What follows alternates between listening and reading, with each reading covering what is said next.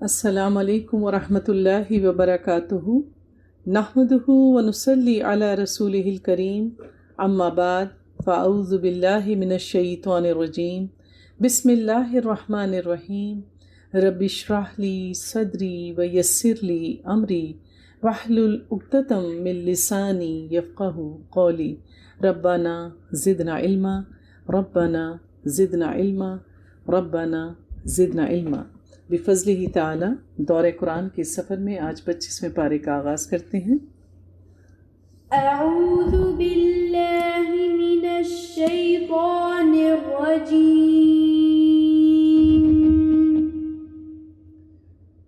بسم اللہ الرحمن الرحیم،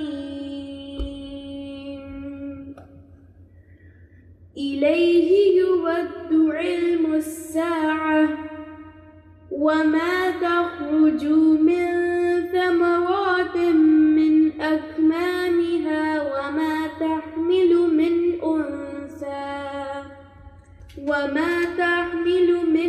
أنثى ولا تضع إلا بعلمه ويوم يناديهم أين شركائي قالوا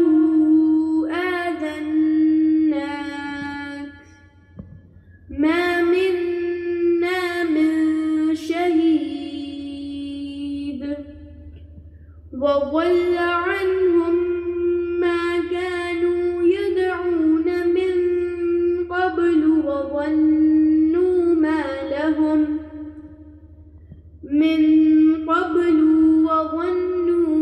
لهم من محيص لا يسأم الإنسان من دعاء الخير وإن مسه الشر فيئوس قنوط۔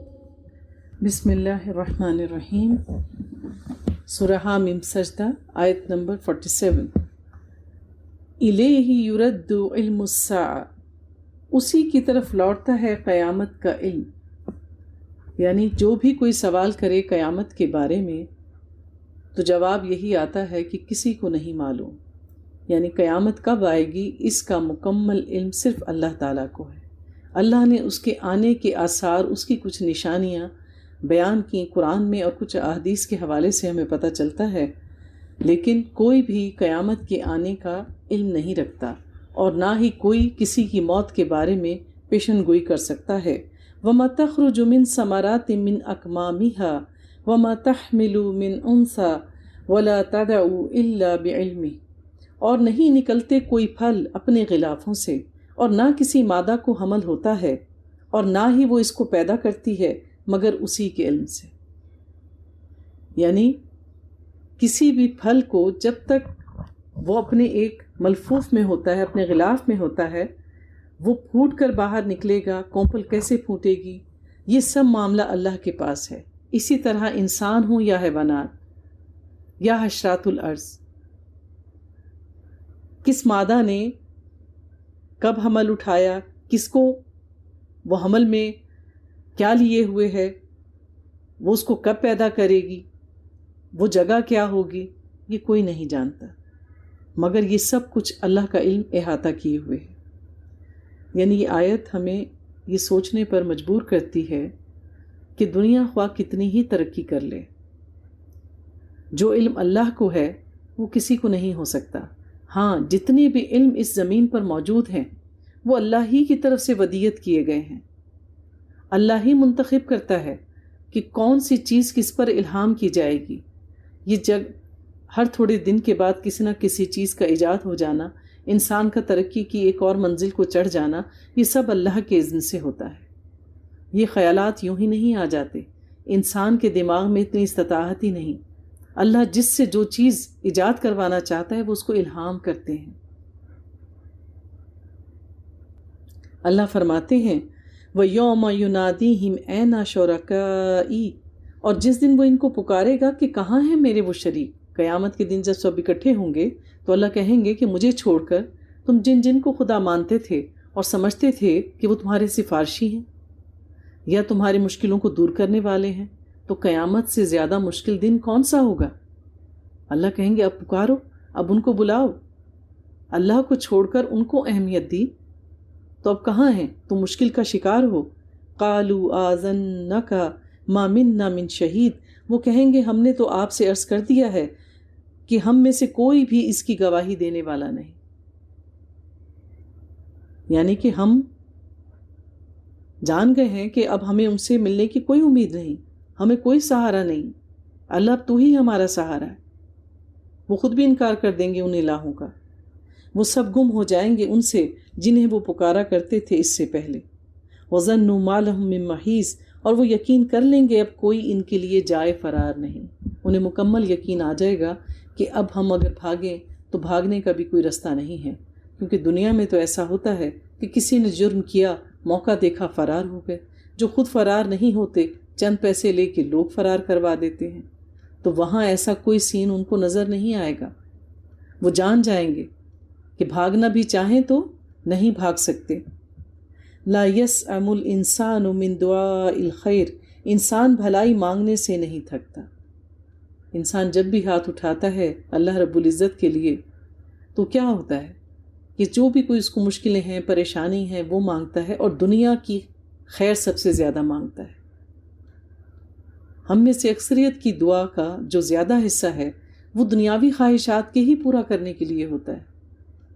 کسی کو بیٹی کا رشتہ چاہیے، کسی کو بیٹے کی نوکری، کسی کو خاوند کی ترقی، کسی کو رہنے کے لیے گھر کی چھت، کسی کا کوئی بیمار ہے اس کی صحت۔ تو ہمارے سارے ہم اور غم اس دنیا کے ہی ہوتے ہیں، دنیا سے آگے کا نہیں سوچتے۔ حالانکہ زیادہ تر دعا ہمیں آخرت کے بارے میں مانگنی چاہیے۔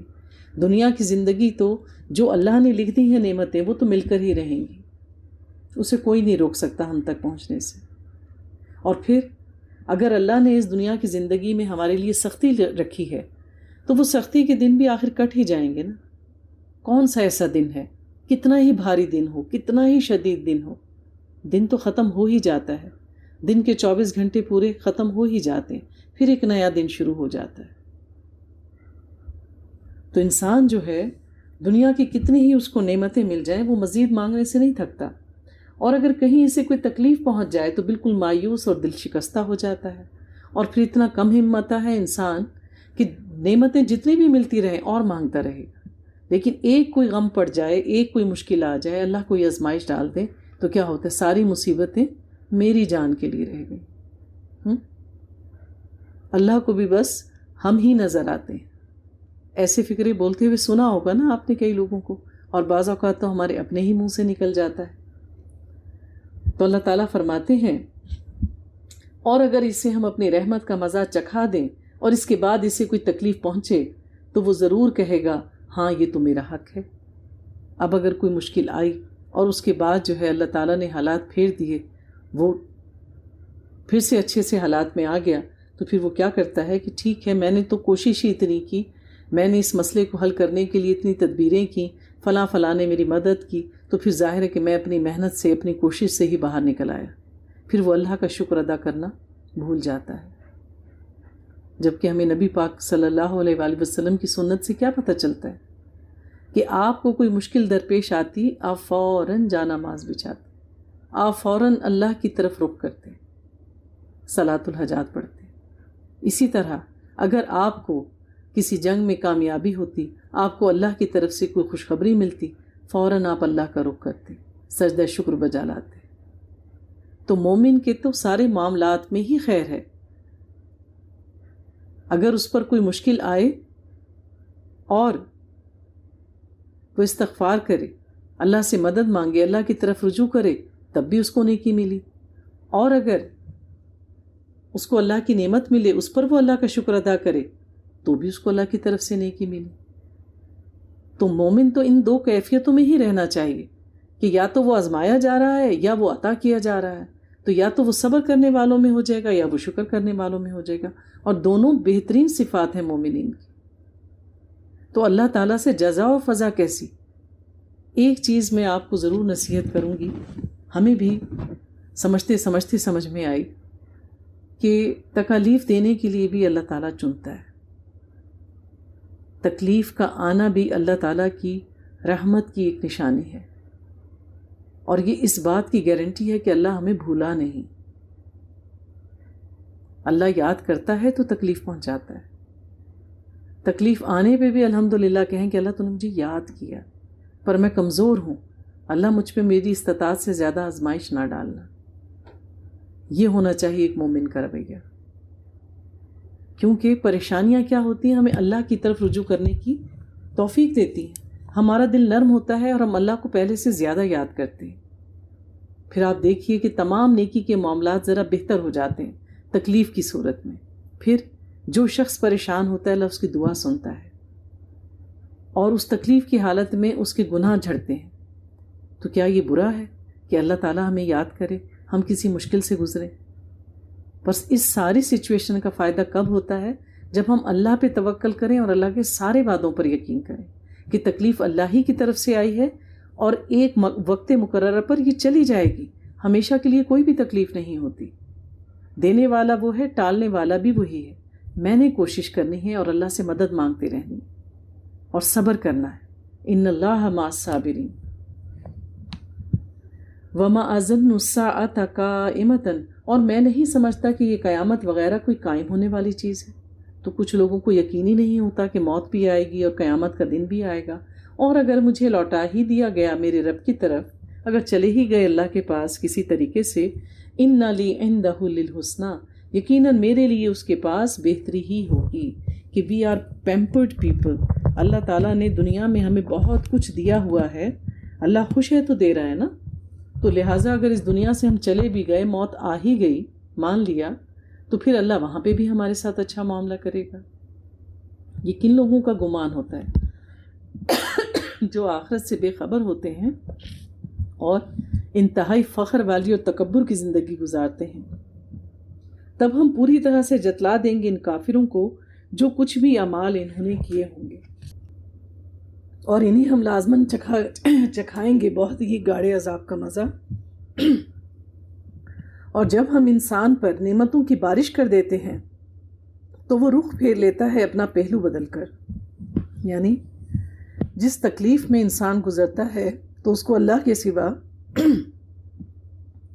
کوئی مددگار دکھائی نہیں دیتا، اور جیسے ہی حالات بدلتے ہیں تو انسان کا رخ بدل جاتا ہے۔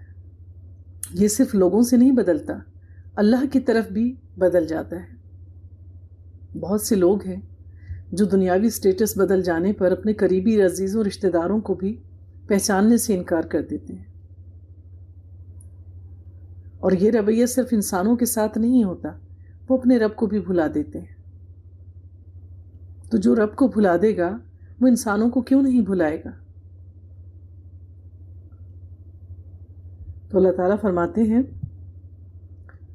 اذا مسہ الشر فذو دعاء عریض، اور جب اسے کوئی تکلیف پہنچتی ہے تو بڑی لمبی لمبی دعائیں کرنے لگ جاتا ہے۔ انسان ہے نا، قل ارأیتم ان کان من عند اللہ ثم کفرتم بہ، اے نبی صلی اللہ علیہ وآلہ وسلم ان سے کہیے کیا تم نے غور کیا اگر یہ قرآن واقعی اللہ کی طرف سے ہو پھر تم نے اس کا کفر کیا تو کیا تم بھول جاتے ہو کہ اللہ کی پکڑ کیسی ہوگی؟ من اضل ممن ہوا فی شقاق بعید، تو کون ہوگا اس سے بڑھ کر بھٹکا ہوا جو دور کی مخالفت میں پڑا ہو؟ یعنی تم نے قرآن کو سنا ہی نہیں، سمجھا ہی نہیں، اور اپنی ہی قیاس آرائیاں کر کے قرآن کی آیات کو تم جھٹلا رہے ہو، اور اگر یہ سچ ہوا تو سوچو تمہارا کیا انجام ہوگا۔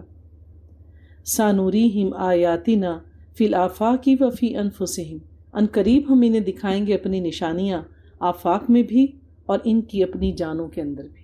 اور آپ دیکھ لیجئے جب سے یہ دنیا بنی ہے، جوں جوں وقت اپنا سفر طے کر رہا ہے، جیسے جیسے ہم اس دنیا میں آگے بڑھ رہے ہیں اپنی زندگی کے سفر میں، آئے دن کوئی نہ کوئی چیز ایجاد ہوتی ہے، کوئی نہ کوئی چیز دریافت ہوتی ہے۔ تو کیا ہے اللہ تعالیٰ کیا کہتے ہیں؟ ان تمہاری اپنی جانوں میں بھی اور زمین اور آسمان میں بھی۔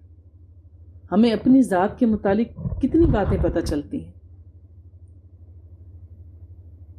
قرآن بتاتا ہے بچہ ماں کے رحم میں ہوتا ہے کتنی تہوں کے اندر ہوتا ہے۔ سائنس نے کب جا کے ہمیں اس 19ویں صدی میں بتایا کہ ہاں یہ سب کچھ ٹھیک ہے۔ پھر اللہ تعالیٰ نے جو بچے کی تخلیق کی مختلف مراحل بتائے ہیں، نطفہ، مضغہ، علقہ، تو پھر یہ سائنس نے تحقیق کر کے یہ سب چیزیں بتائیں۔ کتنی ساری گلیکسیز ہیں جو ہمیں پتہ نہیں تھی، اب پتہ چل رہا ہے۔ اس طرح بہت ساری چیزوں کے بارے میں انسان پہلے نہیں جانتا تھا، لیکن اب وقت گزرنے کے ساتھ ساتھ ان تمام چیزوں کے بارے میں ہمیں پتہ چلتا جا رہا ہے۔ پھر اللہ تعالیٰ نے قرآن میں فرمایا تھا، سورہ یاسین میں ہم نے پڑھا، وَكُلٌّ فِي فَلَكٍ يَسْبَحُونَ، اور یہ سب اپنے اپنے مدار میں اپنے اپنے اس میں چکر لگا رہے ہیں۔ اب پتہ چلتا ہے، پہلے لوگ کہا کرتے تھے کہ سورج ساکن ہے، انسان سمجھتا تھا کہ زمین ساکن ہے اور سورج حرکت کرتا ہے، پھر اسے یوں لگا کہ جیسے سورج ساکن ہے اور زمین اس کے گرد گھومتی ہے۔ پھر مزید تحقیق گئی اور پھر پتہ چلا کہ وَكُلٌّ فِي فَلَكٍ يَسْبَحُونَ، کہ یہ سب کے سب تو اپنے مدار میں گھوم رہے ہیں، ہر ایک کا اپنا مدار ہے اور سب گردش کر رہے ہیں۔ اور قرآن نے 1400 سال پہلے کہہ دیا سورہ یاسین میں کہ ہر چیز اپنے مدار میں گردش کر رہی ہے، یعنی کائنات کا ذرہ ذرہ متحرک ہے، جامد نہیں ہے کچھ بھی۔ جو چیز ہمیں جامد نظر آتی ہے دراصل وہ بھی جامد نہیں ہے۔ تو لہٰذا ہمیں قرآن جو ہے، قرآن ایک برہان ہے، اللہ کا علم ہے، علیم الحکیم، جو سب کچھ جاننے والا ہے، حکمت والا ہے۔ مسلمان ترقی کی نہ جانے کون کون سی منزلیں طے کر جائیں، اور انہوں نے کی جب تک وہ اس قرآن پر عمل کرتے رہے۔ اللہ تعالیٰ کہتے ہیں ہم نے زمین پر کوئی ایسا مرض نہیں اتارا جس کی شفا اس قرآن میں نہ رکھی، اسی لیے تو یم الشفا ہے۔ ہم اس کی آیات پر غور نہیں کرتے، اور آج آپ دیکھیے کہ بہت سے لوگ سورہ رحمان سے بہت سی بیماریوں کا علاج کر رہے ہیں۔ کیا ایسا نہیں ہے؟ اولم یکفی بربک انہ علی کل شیء شہید، کیا یہ بات کافی نہیں کہ آپ کا رب ہر چیز پر گواہ ہے؟ آگاہ ہو جاؤ، یہ لوگ اپنے رب کے ساتھ ملاقات کے متعلق شک میں پڑے ہوئے ہیں۔ الا انہ بکل شیء محیط، اور آگاہ ہو جاؤ بے شک اللہ رب العزت ہر چیز کا احاطہ کیے ہوئے ہے۔ سورہ شعراء، بسم اللہ الرحمن الرحیم، حامیم، حروف مقطعات ہیں، اور پھر دوسری آیت میں بھی عین سین قاف حروف مقطعات۔ یہ دوسری صورت ہے جو 5 حروف مقطعات سے شروع ہوتی ہے۔ کذالک یوحی الیک والی الذین من قبلک اللہ العزیز الحکیم، اے نبی صلی اللہ علیہ وآلہ وسلم، اس طرح وحی کرتا ہے آپ کی طرف اور ان کی طرف بھی کرتا رہا جو آپ سے پہلے تھے، اور وہ اللہ بڑا زبردست اور حکمت والا ہے۔ وحی کا آنا اگر ان لوگوں کو پریشان کر رہا ہے کہ ایک ہم جیسے انسان پر جو کہ یتیم ہے، جو سردار بھی نہیں ہے، اس کو اللہ نے کیسے چنا وحی کے لیے، ہم میں سے کسی پہ وحی کیوں نہیں آئی؟ تو آپ اس بات کا یقین رکھیے کہ یہ اللہ رب العزت کا ہی کلام ہے اور حق کے ساتھ آپ کے اوپر نازل ہو رہا ہے۔ آپ سے پہلے بھی انبیاء علیہ السلام پر وحی کا سلسلہ جاری رہا، ان پر بھی وحی اسی طرح سے نازل ہوا کرتی تھی۔ لہو ما فی السماوات و ما فی الارض هو العلی العظیم، اسی کا ہے جو کچھ آسمانوں میں ہے اور جو کچھ زمین میں ہے، اور وہ بہت بلند و بالا اور عظیم ہے۔ تو آسمان سے جو کچھ نازل ہو رہا ہے وہ بھی اللہ کے اذن سے ہے اور اللہ ہی کا کلام ہے، اور وہ جن پر نازل کر رہا ہے وہ بندے بھی اللہ کے ہیں اور اللہ نے ہی چنے ہیں، اور اللہ سب سے بڑا اور عظیم ہے۔ تکاد السماوات یتفطرن من فوقہن، قریب ہے کہ آسمان اپنے اوپر سے پھٹ پڑے، یعنی آسمان پھٹ پڑے کیوں؟ ایک حدیث میں ہے کہ آسمانوں میں ایک بالش برابر بھی جگہ خالی نہیں جہاں کوئی فرشتہ سجدے میں نہ گرا ہوا ہو یا قیام میں مصروف نہ ہو۔ تو آسمان فرشتوں سے کھچا کھچ بھرا ہوا ہے۔ وَمَا يَعْلَمُ جُنُودَ رَبِّكَ إِلَّا هُوَ، اور آپ کے رب کے لشکروں کے بارے میں اللہ کے سوا اور کوئی نہیں جانتا۔ کوئی فرشتوں کی تعداد کے بارے میں نہیں بتا سکتا کہ اللہ کے کتنے فرشتے ہیں۔ وَالْمَلَائِكَةُ يُسَبِّحُونَ بِحَمْدِ رَبِّهِمْ وَيَسْتَغْفِرُونَ لِمَنْ فِي الْأَرْضِ، اور فرشتے تسبیح کرتے ہیں اپنے رب کی حمد کے ساتھ، اور زمین میں جو اہل ایمان ہیں ان کے لیے استغفار کرتے ہیں۔ تو فرشتے اور خاص طور پر حاملین عرش جو اللہ کا عرش تھامے ہوئے ہیں، وہ اللہ کی طواف بھی کرتے ہیں، اللہ کی تسبیح بیان کرتے ہیں، اللہ کی حمد بیان کرتے ہیں، اور چونکہ ہم اللہ کی مخلوق ہیں وہ ہم سے بھی پیار کرتے ہیں،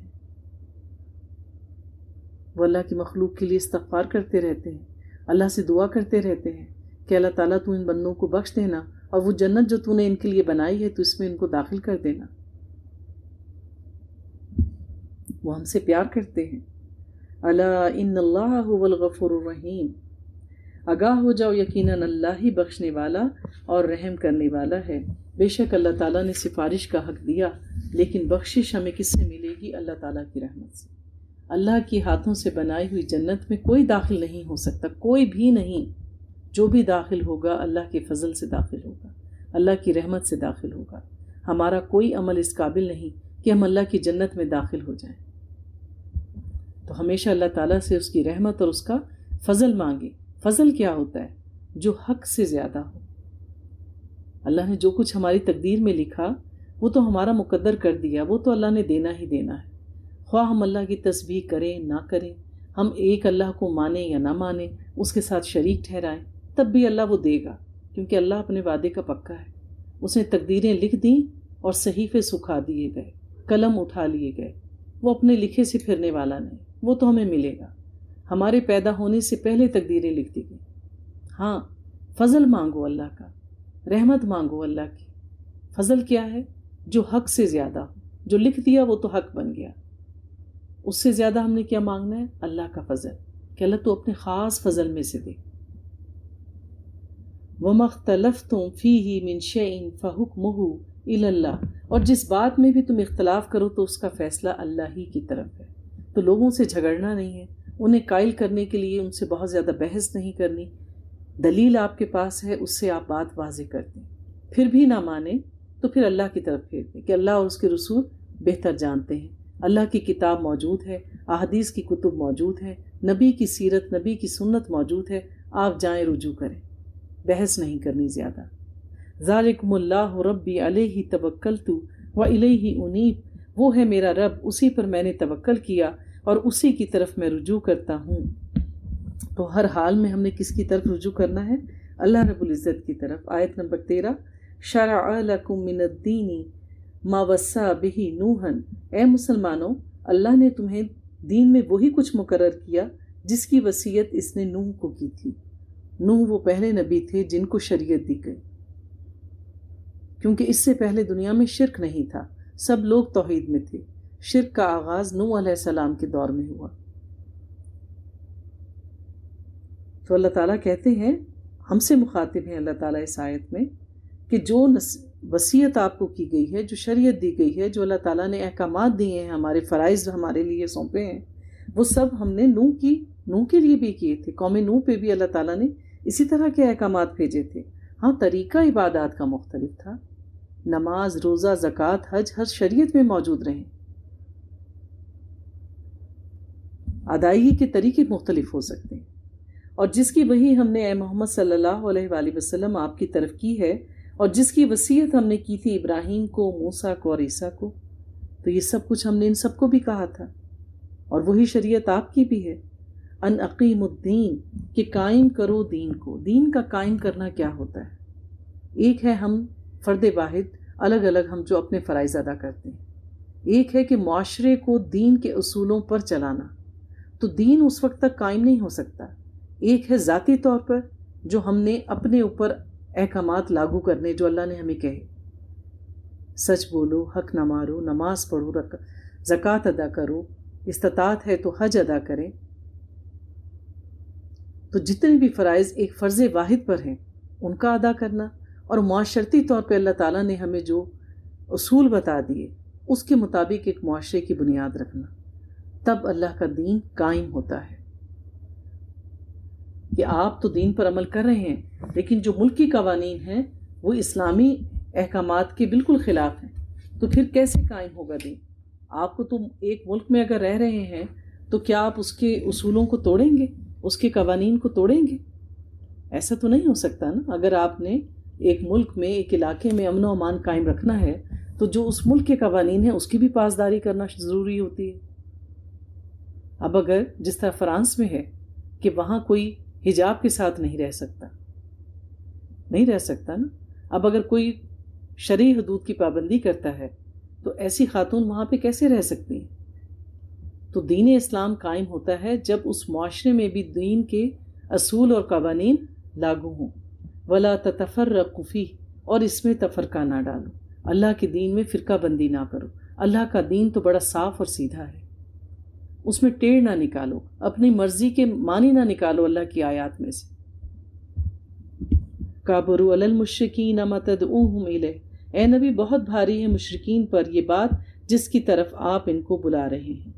یعنی آپ کہہ رہے ہیں کہ ان تمام الہوں کا انکار کرو اور ایک اللہ کی عبادت کرو. یہ بات ان کے اوپر بہت گراں گزرتی ہے. یکسانیت ہے نا، ایک اللہ کی، یکسو ہو کر ایک اللہ کے لیے. اور لوگوں کو تو ہر تھوڑی دیر کے بعد فیسٹیوٹی چاہیے ہوتی ہے. جانماز بچھا کر اللہ کے حضور کھڑے ہونا یکسو ہو کر یہ مشکل لگتا ہے. کسی کی منت مانی ہے دربار پر، کہیں میلہ ٹھیلا لگا ہوا ہے، کہیں چڑھاوے چڑھانے جانے ہیں، تو پھر آپ تیاریاں دیکھیں لوگوں کی. بسیں کی بسیں بھر کے جا رہی ہوتی ہیں. پھر ان کو فکر نہیں ہوتی کہ پیٹ میں روٹی ہے، کوئی مشکل ہے، مہنگائی ہے، کوئی اور مسئلہ نہیں. سب نکل آئیں گے، ساری مشکلیں پریشانیاں سب دور ہو جاتی ہیں، سب ایک جیسے لوگ اکٹھے ہو جاتے ہیں. تو انہیں کیا لگتا ہے؟ دین پر عمل کرنا مشکل لگتا ہے. انہیں کیا چاہیے ہوتا ہے؟ انہوں نے دین کو بنا لیا کھیل اور تماشا. انہیں تماشا چاہیے. اللہ یجتبی الیہ من یشاء، اللہ جس کو چاہتا ہے اپنی طرف آنے کے لیے چن لیتا ہے. تو ہدایت اللہ کی طرف سے ملتی ہے. حضرت عمر رضی اللہ تعالیٰ عنہ کی مثال ہمارے سامنے ہے کہ وہ کہتے تھے بات بات پر تلوار نیام سے نکال لیتے تھے کہ میں جا کے نبی پاک صلی اللہ علیہ وآلہ وسلم کو قتل کر دوں. پھر کیا ہوا؟ اللہ نے ان کو چن لیا. اور پھر ہم دیکھتے ہیں ہمارے خلیفہ دوم ہیں، نبی پاک نے ان کے بارے میں کہا کہ اگر میرے بعد کوئی نبی آتا تو وہ عمر ہوتے. اتنی ان میں صفات تھی. وَيَهْدِي إِلَيْهِ مَن يُنِيبُ، اور وہ اپنی طرف ہدایت اسے دیتا ہے اور وہ خود رجوع کرتا ہے. یعنی جو اللہ کی طرف بڑھنا چاہتا ہے اللہ اس کا ہاتھ تھام لیتا ہے. تو جو کوئی چاہتا ہے کہ وہ دین میں جم جائے اور دین کا علم حاصل کرے، اللہ تعالیٰ اس کو اپنے دین کے ساتھ جوڑ لے، تو اخلاص سے نیت سے دعا مانگی. اور یہ تو دن اور یہ مہینہ تو قبولیت کا ہے، اللہ کی عطا کا مہینہ ہے. اللہ سے مانگے، اخلاص کے ساتھ مانگے کہ اللہ میں تیرے دین پر جمنا چاہتا ہوں یا میں جمنا چاہتی ہوں، اللہ تو میری مدد کر. اخلاص کے ساتھ مانگے، سجدوں میں مانگے. رات کو سحری کے وقت اٹھتے ہیں 2 نفل بھی پڑھ لیں تہجد کے، اور پھر اس کے سجدوں میں مانگے. اللہ دعاؤں کو رد نہیں کرتا. آیت نمبر 17، اللہ الذی انزل الکتاب بالحق والمیزان، اللہ ہی ہے جس نے اتاری ہے کتاب بھی اور میزان بھی حق کے ساتھ. تو اللہ تعالیٰ نے قرآن نازل کیا، اس میں احکامات بتائے، اور اللہ تعالیٰ نے ایک میزان بتا دیا. یعنی کیا کہ دین کیا ہے اللہ کا، اور دین کا نظام کس طریقے سے قائم ہوتا ہے. ایک مومن اور ایک مومنین کا معاشرہ، یہ سب اصول و ضوابط اللہ تعالیٰ نے ہمیں قرآن میں سکھا دیے. وما یدریک لعل الساعۃ قریب، اور تمہیں کیا معلوم کہ قیامت قریب ہی ہو. اب دیکھیے، ایک دین کا اور دین کے نظام قائم کرنے کی اللہ تعالیٰ نے بات کی، اور ساتھ ہی یہ کہہ دیا اور تمہیں کیا معلوم کہ قیامت قریب ہی ہو. حدیث میں آتا ہے من مات فقط قامت قیامتہ، کہ جس کو موت آ گئی بس اس کی قیامت تو اسی دن ہی آ گئی. ایسا ہی ہے نا. اللہ تعالیٰ ہمیں یہ بات سوچنے کی طرف توجہ دلواتے ہیں کہ اگر تم تک دین کی بات پہنچ گئی تو کوشش کرو کہ اس پہ فوراً عمل کر لو. دین کے معاملات کو آگے نہ ٹالو. تمہیں کیا معلوم کہ تمہاری کتنی زندگی ہے، آج اور ابھی ہی کر ڈالو. آج کا کام دین کے معاملے میں کر پر نہ اٹھا کے رکھو. نیکی ایک بار دستک دیتی ہے اور برائی دستک دیتی ہی رہتی ہے جب تک تم اٹھ کے اس برائی کے پیچھے چل نہیں پڑتے. تو جیسے ہی کوئی نیکی کا خیال آئے، کوئی نیکی کی طرف بلائے، کوئی نیک کام کرنے کا موقع ملے، فوراً سے چل پڑو. کیونکہ دوبارہ نیکی دستک نہیں دے گی، آئے گی کچھ عرصے کے بعد، ہو سکتا ہے پھر آپ مشغول ہوں، وہ موقع بھی ہاتھ سے جانے دیں. تو اللہ تعالیٰ اس آیت میں ہماری عقل کو جھنجھوڑنا چاہتے ہیں کہ ہمیں ابھی اور اسی وقت اپنی ذمہ داری پوری کرنی ہے دین کے معاملے میں. ٹالنا نہیں. جیسے نماز کا اول وقت میں پڑھنا اللہ تعالیٰ کو سب سے زیادہ محبوب ہے. نماز کا وقت داخل ہو گیا فوراً ادا کر لیں. اللہ تعالیٰ فرماتے ہیں اس قیامت کے لیے جلدی تو وہی مچا رہے ہیں جو ایمان پر نہیں، اور جو لوگ ایمان رکھتے ہیں وہ تو قیامت کی بات سن کے لرز جاتے ہیں، اور وہ لرزاں و ترساں رہتے ہیں اس دن کے تصور سے جس دن الٹ جائیں گے دل اور نگاہیں. قیامت کے دن آنکھیں پھٹی کی پھٹی رہ جائیں گی، دل اپنی جگہ پر نہیں ہوں گے، خوفناک آواز ہوگی، لگے گا سینے سے دل پھٹ کے باہر نکل آئیں گے. پڑھا ہے نا قیامت کی سختی کے بارے میں کہ جس ماں کو حمل ہوگا اس کا حمل ضائع ہو جائے گا. اتنا دہشت زدہ منظر ہوگا. آگاہ ہو جاؤ، جو لوگ قیامت کے بارے میں جھگڑتے ہیں وہ بڑی دور کی گمراہی میں پڑ چکے ہیں. اللہ لطیف بعبادہ یرزق من یشاء. اللہ اپنے بندوں کے حق میں بہت مہربان ہے، وہ رزق دیتا ہے جس کو چاہتا ہے. شکر کریں کہ اللہ نے رزق کی بانٹ اپنے ہاتھ میں رکھی ہوئی ہے. اگر بندوں کے ہاتھ میں سے کسی کو یہ عہدہ دے دیتا تو کیا ہوتا کہ آدھی سے زیادہ مخلوق تو بھوک سے ہی مر جاتی، وہاں پہ بھی پسندیدگی آڑے آ جاتی. ایسے ہی تھا نا، فیوریٹزم ہو جاتی، اور پھر جس سے نہ بنی اس کا تو نان نفقہ بند ہو گیا. تو رزق کی جو تقسیم ہے وہ اللہ تعالیٰ نے اپنے ہاتھ میں رکھی ہے. اللہ جس کو چاہتا ہے نپا تلا رزق دیتا ہے، جس کو چاہتا ہے فراخ رزق دیتا ہے. حضرت عیسیٰ علیہ السلام نے اپنی جو حواری تھے ان کو مخاطب کر کے خطبہ دیا، جس کا انجیل میں ذکر ہے. یہاں ہم اس کو بیان کرتے ہیں. یہ انجیل میں سے اقتباس دیا گیا. فرمایا حضرت عیسیٰ علیہ السلام نے اپنے حواریوں کو مخاطب کر کے، تم خدا اور دولت دونوں کی خدمت نہیں کر سکتے. کتنی خوبصورت بات ہے. یعنی تم دولت کو کمانے میں لگ جاؤ تو پھر تم خدا کی خدمت نہیں کر سکتے. اس لیے میں تم سے کہتا ہوں کہ اپنی جان کی فکر نہ کرنا کہ ہم کیا کھائیں گے، کیا پئیں گے، اور اپنے بدن پر کیا پہنیں گے. کیا جان خوراک سے اور بدن پوشاک سے بڑھ کر نہیں؟ ہوا کے پرندوں کو تو دیکھو، نہ بوتے ہیں اور نہ وہ کاٹتے ہیں، نہ وہ کوٹھیوں میں جمع کرتے ہیں، تو وہ بھی تمہارا آسمانی باپ ان کو کھلاتا ہے. یعنی اللہ کی طرف اشارہ ہے. وہ جو آسمانوں پر ہے وہ تم کو کھلاتا ہے. کیا تم ان سے زیادہ قدر نہیں رکھتے؟ یعنی وہ تو ادنا سے پرندے ہیں، اللہ ان کو بھی کھلا رہا ہے. تم تو اشرف المخلوقات ہو، تو کیا اللہ تمہیں نہیں کھلائے گا؟ تم میں ایسا کون ہے جو فکر کر کے اپنی عمر میں ایک گھڑی بھی بڑھا سکے؟ اگر تمہیں دنیا کی فکر ہو کہ اب کل کیا کھائیں گے، پھر کیا کھائیں گے، کھائیں گے نہیں تو جئیں گے کیسے، تو کیا یہ فکر تمہاری عمر کو بڑھا دے گی؟ اور پوشاک کے لیے کیوں فکر کرتے ہو؟ جنگلی سوسن کے درختوں کو غور سے دیکھو کہ وہ کس طرح بڑھتے ہیں. وہ نہ محنت کرتے ہیں نہ کاٹتے ہیں. تو بھی میں تم سے کہتا ہوں کہ سلیمان بھی باوجود اپنی ساری شان و شوکت کے ان میں سے کسی کی مانند ملبس نہ تھا. اللہ تعالیٰ نے درختوں کو، پھولوں کو، پودوں کو کیسی کیسی پوشاکیں پہنائی ہیں. آپ دیکھیے درختوں کے اللہ تعالیٰ نے پتے بنائے ہیں. کسی کا رنگ ڈارک گرین ہوتا ہے، کسی کا لائٹ گرین ہوتا ہے. پھر موسم تبدیل ہوتا ہے، ان کے رنگ الگ طرح کے ہو جاتے ہیں. پھر وہ پتے جھڑ جاتے ہیں، اللہ تعالیٰ پھر ان کو ایک نئی پوشاک پہناتا ہے. ہوتا ہے نا ایسے. سانپ بھی اپنی کینچلی بدلتا ہے، اس کو بھی نئی سکن ملتی ہے. ہماری بھی سکن ڈیڈ ہوتی ہے، دوبارہ آتی ہے نا. اسی طرح آپ دیکھیے خزاں کے موسم میں سب چیزیں سوکھ جاتی ہیں، جھڑ جاتی ہیں، پھر اللہ تعالیٰ نئی چیزیں نکالتا ہے. تو کتنی خوبصورت مثال سے آپ ان کو سمجھا رہے ہیں. بس جب خدا میدان کی گھاس کو جو آج ہے کل تنور میں جھونکی جائے گی ایسی پوشاک پہناتا ہے تو اے کم اعتقادو تم کو کیوں نہیں پہنائے گا. اس لیے فکر مند ہو کر یہ نہ کہو کہ ہم کیا کھائیں گے یا کیا پئیں گے یا کیا پہنیں گے، کیونکہ ان سب چیزوں کی تلاش میں غیر قومیں رہتی ہیں یعنی جو اللہ پر یقین نہیں رکھتی. اور تمہارا آسمانی باپ یعنی اللہ جانتا ہے کہ تم ان سب چیزوں کے محتاج ہو، بلکہ تم پہلے اس کی بادشاہی اور اس کی راست بازی کو تلاش کرو. پہلے تم اس بات کو جاننے کی کوشش کرو کہ اللہ سب چیزوں کا مالک ہے اور اللہ ہی برحق ہے، تو یہ سب چیزیں بھی تم کو مل جائیں گی. بس کل کے لیے فکر نہ کرو، کیونکہ کل کا دن اپنے لیے آپ فکر کر لے گا. آنے والے دن کے لیے فکر نہ کرو، آنے والے دن کا بندوبست اللہ خود کر دے گا. آج کے لیے آج ہی کا دکھ کافی ہے. یعنی جو چیز ابھی آپ کے سامنے آئی نہیں، آپ تک پہنچی نہیں، اس کی فکر میں غم کر کر کے اپنی جان کو کیوں ہلکان کرتے ہو؟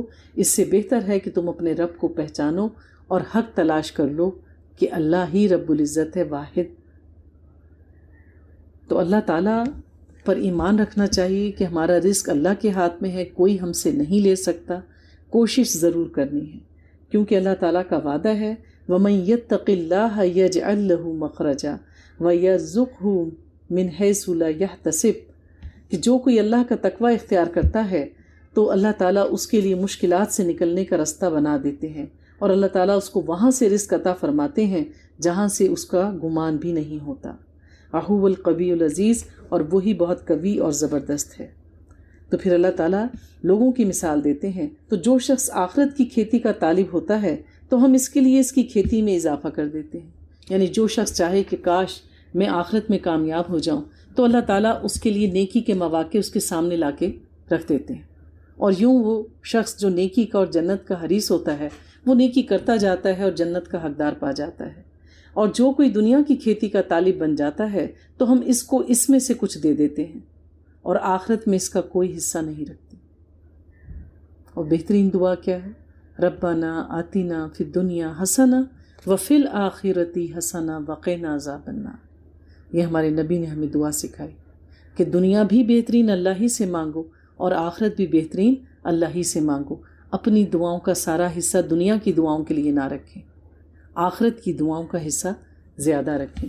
وہی لوگ عقل مند ہیں جو آخرت کی تیاری زیادہ کرتے ہیں۔ آیت نمبر 36، فما اوتیتم من شیء فمتاع الحیات الدنیا، پس جو کچھ بھی تمہیں دیا گیا ہے وہ دنیا ہی کی زندگی کا ساز و سامان ہے، اور جو کچھ اللہ کے پاس ہے وہ بہتر ہے اور باقی رہنے والا ہے۔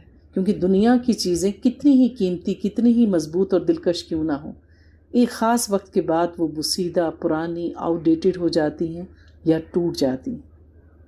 اور ان لوگوں کے لیے جو ایمان رکھتے ہیں، اپنے رب پر توکل کرتے ہیں، تو جو کچھ اللہ کے پاس ہے وہ ہمیشہ رہنے والا ہے، باقی رہنے والا ہے، فانی نہیں ہے۔ اللہ سے آخرت کی خیر مانگو۔ والذین یجتنبون کبائر الاثم والفواحش، اور وہ لوگ جو اجتناب کرتے ہیں بڑے بڑے گناہوں سے اور بے حیائی کے کاموں سے۔ اللہ تعالیٰ نے سورہ نساء میں فرمایا ان تجتنبوا کبائر ما تنہون عنہ نکفر عنکم سیئاتکم وندخلکم مدخلا کریما، اگر تم اجتناب کرتے رہو گے بڑے بڑے گناہوں سے جن سے تمہیں روکا جاتا ہے، تو ہم تمہاری چھوٹی چھوٹی برائیوں کو تم سے دور کر دیں گے اور تمہیں ایک باعزت جگہ پر داخل کریں گے۔ تو ہمیں کیا کوشش کرنی چاہیے کہ ہم گناہ کبیرہ سے ہر صورت بچتے رہیں، اس رستے پر بھی نہ چلیں جہاں گناہ کبیرہ میں پڑ جانے کا اندیشہ۔ تو جو گناہ کبیرہ سے بچتا رہا، اللہ اس کے صغیرہ گناہ جو ہیں وہ معاف کر دیں گے۔ اور اللہ تعالیٰ ان کی نشانی کیا بتا رہے ہیں مومنین کی، کہ وہ کبیرہ گناہ سے بچتے ہیں۔ وَإِذَا مَا غَضِبُوا هُمْ يَغْفِرُونَ، اور جب انہیں غصہ آتا ہے تو معاف کر دیتے ہیں۔ وہ کون ہوتے ہیں؟ کاظمین الغیظ، غصے کو پینے والے ہوتے ہیں، کہ جب لوگ ان کے ساتھ اس طرح کا معاملہ کریں کہ ان کو غصہ آ جائے تو ایسے میں وہ اپنے غصے کو پی جاتے ہیں، ضبط کرتے ہیں اور لوگوں کے ساتھ درگزر کا معاملہ کرتے ہیں۔ اور اسی طرح ہمیں قرآن میں یہ نصیحت بتائی گئی وَإِمَّا يَنزَغَنَّكَ مِنَ الشَّيْطَانِ نَزْغٌ فَاسْتَعِذْ بِاللَّهِ، اگر کبھی شیطان تمہیں کوئی چوک لگنے لگے تو اللہ کی پناہ طلب کر لیا کرو۔ تو غصہ ہمیں کون دلاتا ہے؟ شیطان۔ تو غصے کی کیفیت میں انسان جو ہے وہ آپے سے باہر ہو جاتا ہے اور وہ مغالطات بول جاتا ہے جس کا اس کو بعد میں سوچ کے بھی شرم آتی ہے۔ تو غصہ جو ہے وہ شیطان کا بڑھاوا ہے، شیطان ہمیں غصے کی طرف اکساتا ہے۔ تو ایسے میں کیا کرنا چاہیے؟ اگر بہت زیادہ غصہ آ رہا ہو تو آپ اپنی جسمانی کیفیت کو تبدیل کر لیں۔ اگر آپ کھڑے ہیں تو بیٹھ جائیں، بیٹھے ہیں تو لیٹ جائیں، جا کر وضو کریں، پانی پئیں اور کثرت سے درود شریف پڑھیں، آپ کا غصہ چلا جائے گا۔ وَالَّذِينَ اسْتَجَابُوا لِرَبِّهِمْ وَأَقَامُوا الصَّلَاةَ، اور وہ لوگ جنہوں نے اپنے رب کی پکار پر لبیک کہا اور نماز قائم کی۔ یہ خصوصیات بتائی جا رہی ہیں اللہ کے نیک بندوں کی۔ وَأَمْرُهُمْ شُورَى بَيْنَهُمْ، اور ان کا کام آپس میں مشورے سے ہوتا ہے، وہ آپس میں ایک دوسرے سے مشورہ کرتے ہیں۔ اسی پر اس صورت کا نام رکھا گیا ہے۔ وہ خود کو عقل کل نہیں سمجھتے، دوسروں سے مشورہ کرنے میں خود اپنی انسلٹ فیل نہیں کرتے کہ ہم دوسروں سے مشورہ مانگیں، وہ سمجھیں گے کہ اپنے آپ کو وہ بے وقوف سمجھتے ہیں اور اس طرح میں دوسرے کو عزت دے رہا ہوں۔ ایسا ہرگز نہیں ہے۔ نبی پاک صلی اللہ علیہ وآلہ وسلم ہر موقع پہ جانے سے پہلے اپنے صحابہ کرام سے مشورہ کیا کرتے تھے اور پھر باہمی مشورے سے جو کوئی فیصلہ ہوتا اس پر عمل کرتے تھے۔ اسی طرح نبی پاک صلی اللہ علیہ وآلہ وسلم سے کہا گیا، یعنی جب آپ نے غزوہ احد میں ایک جماعت کو ٹیلے کے اوپر کھڑا کیا تھا کہ یہاں سے ہٹنا نہیں، اور ان میں سے صرف 10 لوگ رہ گئے اور 40 لوگ وہاں سے ٹیلے پہ سے نیچے اتر آئے تھے مال غنیمت اکٹھا کرنے کے لیے، جس کی وجہ سے دشمن نے پلٹ کر حملہ کیا اور مسلمانوں کے 70 یعنی جو صحابہ کرام تھے وہ شہید ہوئے۔ اب ظاہر ہے کہ ایسے میں نبی پاک صلی اللہ علیہ وآلہ وسلم کا ان پر غصہ کرنا بنتا تھا، لیکن اللہ تعالیٰ نے آپ کو تاکید کی کہ آپ ان کو اپنے قریب بھی رکھیں گے، ان سے درگزر سے کام لیں گے اور ان کو اپنے مشورے میں شامل رکھیں گے۔ وَمِمَّا رَزَقْنَاهُمْ يُنْفِقُونَ، اور جو کچھ ہم نے ان کو رزق دیا ہے وہ خرچ کرتے ہیں۔ آپ دیکھیے سورہ بقرہ میں جو شروع میں مومنین کی نشانیاں بتائی گئی ہیں، انہی نشانیوں کو بار بار اللہ تعالیٰ نے قرآن میں دہرایا ہے، اور ان میں سے ایک واضح صفت کیا ہے مومن کی؟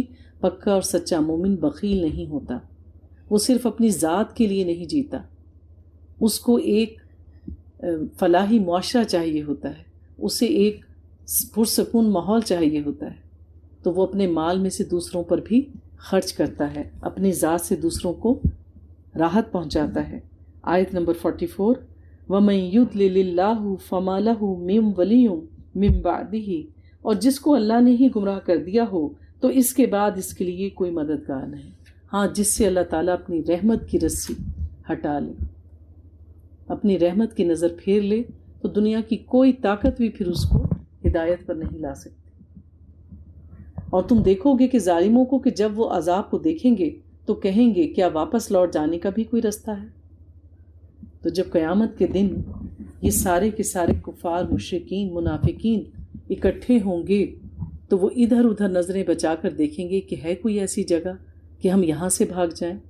وَتَرَاهُمْ يُعْرَضُونَ عَلَيْهَا خَاشِعِينَ مِنَ الذُّلِّ يَنظُرُونَ مِن طَرْفٍ خَفِيٍّ، اور تم دیکھو گے کہ انہیں کہ وہ پیش کیے جائیں گے جہنم پر، نگاہیں زمین میں گاڑے ہوں گے ذلت کی وجہ سے، دیکھ رہے ہوں گے کنکھیوں سے۔ آپ نے دیکھا ہوگا کہ اگر کوئی ویل نون شخص کسی جرم میں پکڑا جائے تو کیا کرتے ہیں؟ وہ چہرے کے اوپر کوئی ماسک چڑھا لیتے ہیں، کوئی چیز، کسی چیز سے پورا اپنا چہرہ کور کر لیتے ہیں کہ جب ہم عدالت میں جا رہے ہوں یا جیل کی طرف لے کے جا رہے ہوں یا ہتھکڑی پہنائے جا رہے ہوں تو کوئی ہماری شکل نہ دیکھ لے، کوئی ہمیں پہچان نہ لے کہ ہمارے ساتھ یہ ذلت آمیز رویہ اختیار کیا جا رہا ہے۔ دیکھے ہوں گے آپ خبروں میں، اشتہارات میں، اخبارات میں ایسی چیزیں دکھائی دیتی ہوں گی، مشاہدہ کیا ہوگا۔ تو اس دن بھی ان پر ذلت چھائی ہوگی، یعنی جن لوگوں کو وہ حقیر سمجھتے تھے ان کی سادگی کی وجہ سے، ان کے دین پر عمل کرنے کی وجہ سے وہ لوگ اونچی مسندوں پر بیٹھے ہوں گے، ان کے چہرے چاندی سے زیادہ سفید ہوں گے، چمک رہے ہوں گے اللہ کے نور سے، اور جن کو یہ اس قابل نہیں سمجھتے تھے کہ ان کو اپنے پاس بٹھائیں، آج ان کے سامنے گلے میں ان کے طوق ہوں گے، جسم پر 70 گز لمبی زنجیر لپٹی ہوئی ہوگی، پیشانی کے بالوں سے دروغے جہنم ان کو پکڑ کے گھسیٹتے ہوئے لے کے جا رہے ہوں گے۔ تو اللہ تعالیٰ فرماتے ہیں کہ وہ کنکھیوں سے دیکھ رہے ہوں گے کہ کوئی ہمیں دیکھ تو نہیں رہا، اور اس وقت اہل ایمان کہیں گے کہ واقعتاً تباہ و برباد ہونے والے ہیں وہ لوگ جنہوں نے اپنے آپ کو اور اپنے اہل و عیال کو قیامت کے دن خسارے میں مبتلا کیا۔ یہاں جان لے مائیں، اولاد ماں کے دین پر ہوتی ہے، ماں کی جیسی گود ہوتی ہے، جیسی پرورش ہوتی ہے، الا یہ کہ کوئی حد سے ہی نکلا ہوا ہو، ایک آزمائش ہو، اس کی مثال الگ ہے۔ ایکسیپشنز آر آلویز دیئر، کچھ ہٹ کے کوئی نہ کوئی ضرور ہوتا ہے اس دنیا میں، جیسے نوح علیہ السلام کا وہ بیٹا تھا، جیسے لوط علیہ السلام کی وہ بیوی تھی۔ تو ایسے کیسز ہیں، لیکن جیسی ماں پرورش کرتی ہے، جس طرح کے عادات و اطوار گھر میں بچے گھر والوں کے دیکھتے ہیں، اپنے ماں باپ کے دیکھتے ہیں، وہ اسی طور طریقے پر ہوتے ہیں۔ تو یہاں کیا کہا جا رہا ہے کہ جو لوگ خود خسارے میں پڑے اور اپنے اہل و عیال کو بھی خسارے میں ڈالا۔ الا ان الظالمین فی عذاب مقیم، آگاہ ہو جاؤ، یہ ظالم تو ہمیشہ قائم رہنے والے عذاب میں ہی رہیں گے۔ تو دیندار مائیں ڈھونڈے۔ دنیاوی تعلیم سے انکار نہیں ہے، یہ انسان کی شخصیت میں نکھار لاتی ہے، انسان کے ذہن کو جلا بخشتی ہے، دنیا میں رہنے کی ضرورت ہے، اس علم کی ضرورت سے انکار نہیں ہے، اس کی اہمیت سے انکار نہیں ہے، لیکن صرف دنیاوی چیزیں نہ دیکھیں، دین دیکھیں۔ اور ان کے لیے کوئی مددگار نہیں ہوں گے جو ان کی مدد کر سکیں اللہ کے مقابلے میں، اور جس کو اللہ گمراہ کر دے پھر اس کو کوئی راستہ نہیں دکھا سکتا۔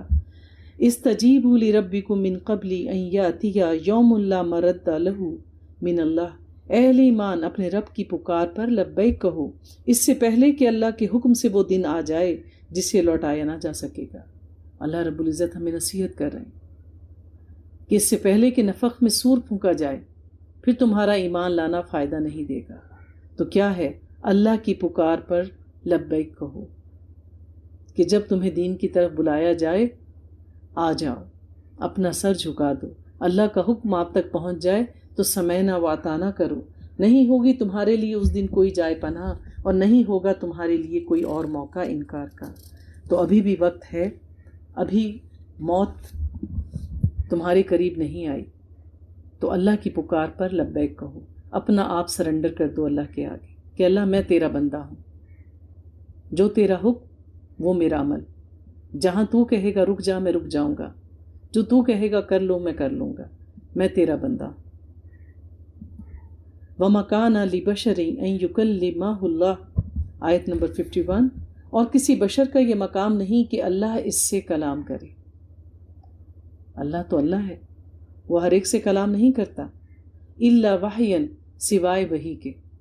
اللہ تعالیٰ نے تمام انبیاء کرام سے کلام نہیں کیا، بات نہیں کی، ہاں وحی کی۔ اب وحی کی کئی قسمیں ہیں۔ ایک وہ ہے جب الہام کیا جاتا ہے، یعنی اللہ تعالیٰ کسی کے دل میں وہ بات ڈال دیتے ہیں، یعنی اس کو کوئی فرشتہ نہیں لے کر آیا، اللہ نے وہ بات دل میں ڈالی۔ جیسے موسیٰ علیہ السلام کی والدہ کے دل میں یہ خیال ڈالا کہ اس بچے کو ایک صندوق میں بند کر کے پانی میں بہا دیں، وحی نہیں کی تھی، الہام کیا تھا۔ اسی طرح آپ دیکھیے کہ بعض اوقات ایک مشکل میں آپ گرفتار ہوتے ہیں، پھر آپ کو کوئی ایک ترکیب سوچ جاتی ہے اس سے نکلنے کی، اور آپ خوش ہو جاتے ہیں، اچھا یہ خیال مجھے پہلے کیوں نہیں آیا؟ وہ اللہ کی طرف سے الہام ہوتا ہے، اللہ کی مدد آتی ہے۔ جب انسان دیکھتا ہے کہ کوئی اسباب میرے کام نہیں آ رہا ہے، کوئی طریقہ ایسا نہیں آ رہا کہ میں اس مشکل سے نکل جاؤں، پھر ایک دم سے آپ کا ذہن روشن ہو جاتا ہے، کوئی ترکیب سوچ جاتی ہے، اللہ تعالیٰ کوئی حل بھیج دیتے ہیں، یہ الہام ہے۔ اور دوسری قسم کی وحی وہ ہے جیسے اللہ تعالیٰ نے حضرت موسیٰ علیہ السلام سے کلام فرمایا، وَكَلَّمَ اللَّهُ مُوسَىٰ تَكْلِيمًا۔ اور پھر تیسری قسم کی وحی وہ ہے جسے حضرت جبریل علیہ السلام لے کر آئے نبی پاک صلی اللہ علیہ وآلہ وسلم کے پاس، اور قرآن جو تھا نبی پاک کے قلب مبارک پر نازل کیا۔ تو اللہ تعالیٰ کیا کہتے ہیں؟ الا واحین، سوائے وحی کے، او من وراء حجاب، یا پھر وہ بات کرتا ہے پردے کی اوٹ سے، جیسے موسیٰ علیہ السلام سے کی، اور یرسل رسولا فیوحی باذنہ ما یشاء، یا وہ بھیجتا ہے کسی پیامبر فرشتے کو، پھر وہ وحی کرتا ہے اللہ کے حکم سے جو وہ چاہتا ہے، اور وہ بہت بلند و بالا اور حکمت والا ہے۔ وَكَذَلِكَ أَوْحَيْنَا إِلَيْكَ رُوحًا مِّنْ أَمْرِنَا، اے نبی صلی اللہ علیہ وآلہ وسلم، اس طرح ہم نے آپ کی طرف وحی کی ہے ایک روح اپنے امر میں سے۔ تو اللہ تعالیٰ نے روح کا لفظ جو ہے وہ روح الامین کس کو کہا تھا؟ حضرت جبریل علیہ السلام کو۔ قرآن کے لیے بھی اللہ تعالیٰ نے روح کا لفظ استعمال کیا ہے۔ ما کنت تدری مل کتاب ولل ایمان، اے نبی آپ نہیں جانتے تھے کہ کتاب کیا ہوتی ہے اور ایمان کیا ہوتا ہے، کیونکہ نبی پاک صلی اللہ علیہ وآلہ وسلم تو امی تھے، آپ کو دنیاوی طور پر لکھنا پڑھنا نہیں آتا تھا کہ اے نبی ہم نے آپ کو چنا، آپ کو کیا پتا کہ ایمان کیا ہے، کتاب کیا ہے؟ نہیں پتا نا۔ وَلَكِنْ جَعَلْنَاهُ نُورًا نَهْدِي بِهِ مَن نَّشَاءُ مِنْ عِبَادِنَا، لیکن اس قرآن کو ہم نے ایسا نور بنایا جس کے ذریعے سے ہم ہدایت دیتے ہیں اپنے بندوں میں سے جس کو چاہتے ہیں۔ میری ایک اسٹوڈنٹ تھی، ہیں کہہ لو، وہ دنیاوی طور پر پڑھی لکھی نہیں ہے، یعنی وہ کبھی اسکول نہیں گئی، اس نے لکھنا پڑھنا نہیں سیکھا تھا۔ تو وہ ایک دفعہ مجھ سے ذکر کر رہی کہ میں جب اپنی بیٹیوں سے کوئی بات کہتی تھی کہ ایسے نہیں ایسے کر لو، اس کی بیٹیوں نے مطلب پڑھی لکھی تھی، تو کہتی ہیں آپ کو کچھ نہیں پتہ امی، بس آپ رہنے دیں، مطلب ہم دیکھ لیں گے، ہمیں پتہ ہے ہم نے کیا کرنا ہے۔ اور جب اللہ کے اذن سے اس نے قرآن پڑھ لیا، اس کو سمجھ لیا، تو وہ کہتی ہے کہ جب میں اب اپنی بیٹیوں سے کوئی بات کہتی ہوں نا کہ یہ بات ایسے نہیں ایسے ہے، اللہ نے قرآن میں یہ کہا ہے، تو اب وہ میری بات سنتی ہیں۔ تو قرآن انسان کو وہ علم اور حکمت عطا کرتا ہے جو دنیاوی کتابیں نہیں عطا کر سکتی، یہ قرآن کا اعجاز ہے۔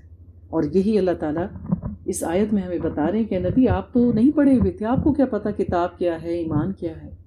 اللہ تعالیٰ نے آپ کے سینے پر قرآن نازل کیا، آپ کے دل کو روشن کر دیا، جس کے ذریعے سے ہم ہدایت دیتے ہیں اپنے بندوں میں سے جس کو چاہتے ہیں۔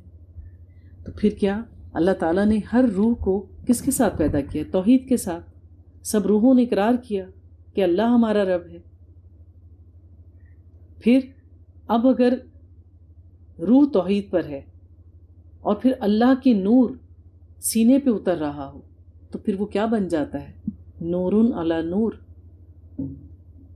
آپ ہدایت پہ تھے، توحید پر تھے، آپ کے کلمہ مبارک پہ قرآن اترا، تو پھر کیا ہوا؟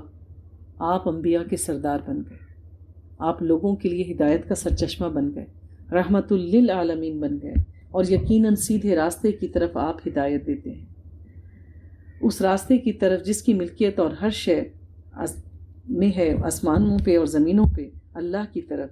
الا الی اللہ تسیر الامور، آگاہ ہو جاؤ کہ تمام معاملات اللہ ہی کی طرف لوٹائے جاتے ہیں۔ سورہ زخرف، بسم اللہ الرحمن الرحیم، حامیم، حروف مقطعات ہیں، والکتاب المبین، اور قسم ہے اس کتاب کی جو بالکل واضح ہے، واللہ اور تاللہ، یہ قسمیہ لفظ ہیں جو عربی زبان میں استعمال ہوتے ہیں۔ وا کے معنی اور بھی ہوتے ہیں اور وا قسمیہ بھی ہوتا ہے، تو یہاں قسم کے لیے استعمال ہوا ہے۔ اِنَّا جَعَلْنَاهُ قُرْآنًا عَرَبِيًّا لَعَلَّكُمْ تَعْقِلُونَ، ہم نے اس کو بنایا ہے قرآن عربی تاکہ تم سمجھ سکو۔ تو اے اہل قریش جان لو کہ ہم نے حجت تمام کی، تم نے دعا کی کہ ہمارے لیے، یہ وہ دعا تھی جو حضرت ابراہیم علیہ السلام نے بیت اللہ کی تعمیر کے وقت کی تھی کہ اللہ میری امت میں سے، میری نسل میں سے، میری آل میں سے ایک نبی بھیج یہاں، اس پر ایک کتاب نازل کر جو انہیں کتاب کی تلاوت کر کے سنائے اور ان کا تزکیہ کرے۔ تو اللہ تعالیٰ نے آپ کی دعا قبول کی، اور حضرت عیسیٰ علیہ السلام کے تقریباً 600 سال کے بعد بنی اسماعیل میں سے اللہ تعالیٰ نے نبی پاک کو مبعوث فرمایا، کتاب بھی عطا کی اور ان کی اپنی زبان میں، اور یہ ام الکتاب میں ہے، ہمارے پاس بہت بلند و بالا، بہت حکمت والی۔ تو ام الکتاب جس میں اللہ تعالیٰ نے سارا علم لکھا، یعنی ساری کتابیں ام الکتاب میں ہیں، پھر اللہ تعالیٰ نے جب جو علم اتارنا چاہا اتار دیا۔ کیا ہم اس ذکر کا رخ تمہاری طرف اس لیے پھیر دیں کہ تم حد سے بڑھنے والے لوگ ہو؟ اور ہم نے کتنے ہی نبی اور رسول بھیجے تھے پہلوں میں بھی، وَمَا يَأْتِيهِم مِّن نَبِيٍّ إِلَّا كَانُوا بِهِ يَسْتَهْزِئُونَ، اور کوئی بھی نبی ایسا نہیں آیا پچھلے نبیوں میں سے کہ کسی نے اس کا مذاق نہ اڑایا ہو۔ پھر ہم نے انہیں ہلاک کر دیا جو ان سے بہت زیادہ بڑھ کر تھے قوت میں، یعنی مشرکین مکہ سے زیادہ وہ نوازے ہوئے لوگ تھے، قوت میں بھی زیادہ تھے، اللہ کا فضل بھی ان پر زیادہ تھا، لیکن چونکہ انہوں نے اللہ کے نبیوں کا انکار کیا، اللہ کے احکامات کی خلاف ورزی کی، تو اللہ تعالیٰ نے ان سب کو تباہ و برباد کر دیا۔ اور اگر آپ ان سے پوچھیں کہ کس نے پیدا کیا آسمانوں اور زمین کو، تو وہ لازماً کہیں گے کہ انہیں بنایا ہے اس ہستی نے جو عزیز اور علیم ہے، جس نے تمہارے لیے زمین کو بچھونا بنا دیا اور پھر اس میں تمہارے لیے راستے بنا دیے تاکہ تم منزل تک پہنچ سکو۔ والذی نزل من السماء ماء بقدر، اور جس نے اتارا آسمان سے پانی ایک اندازے کے مطابق. پانی کے لیے جب بھی بات آتی ہے تو یہی آتا ہے کہ ایک اندازے کے مطابق.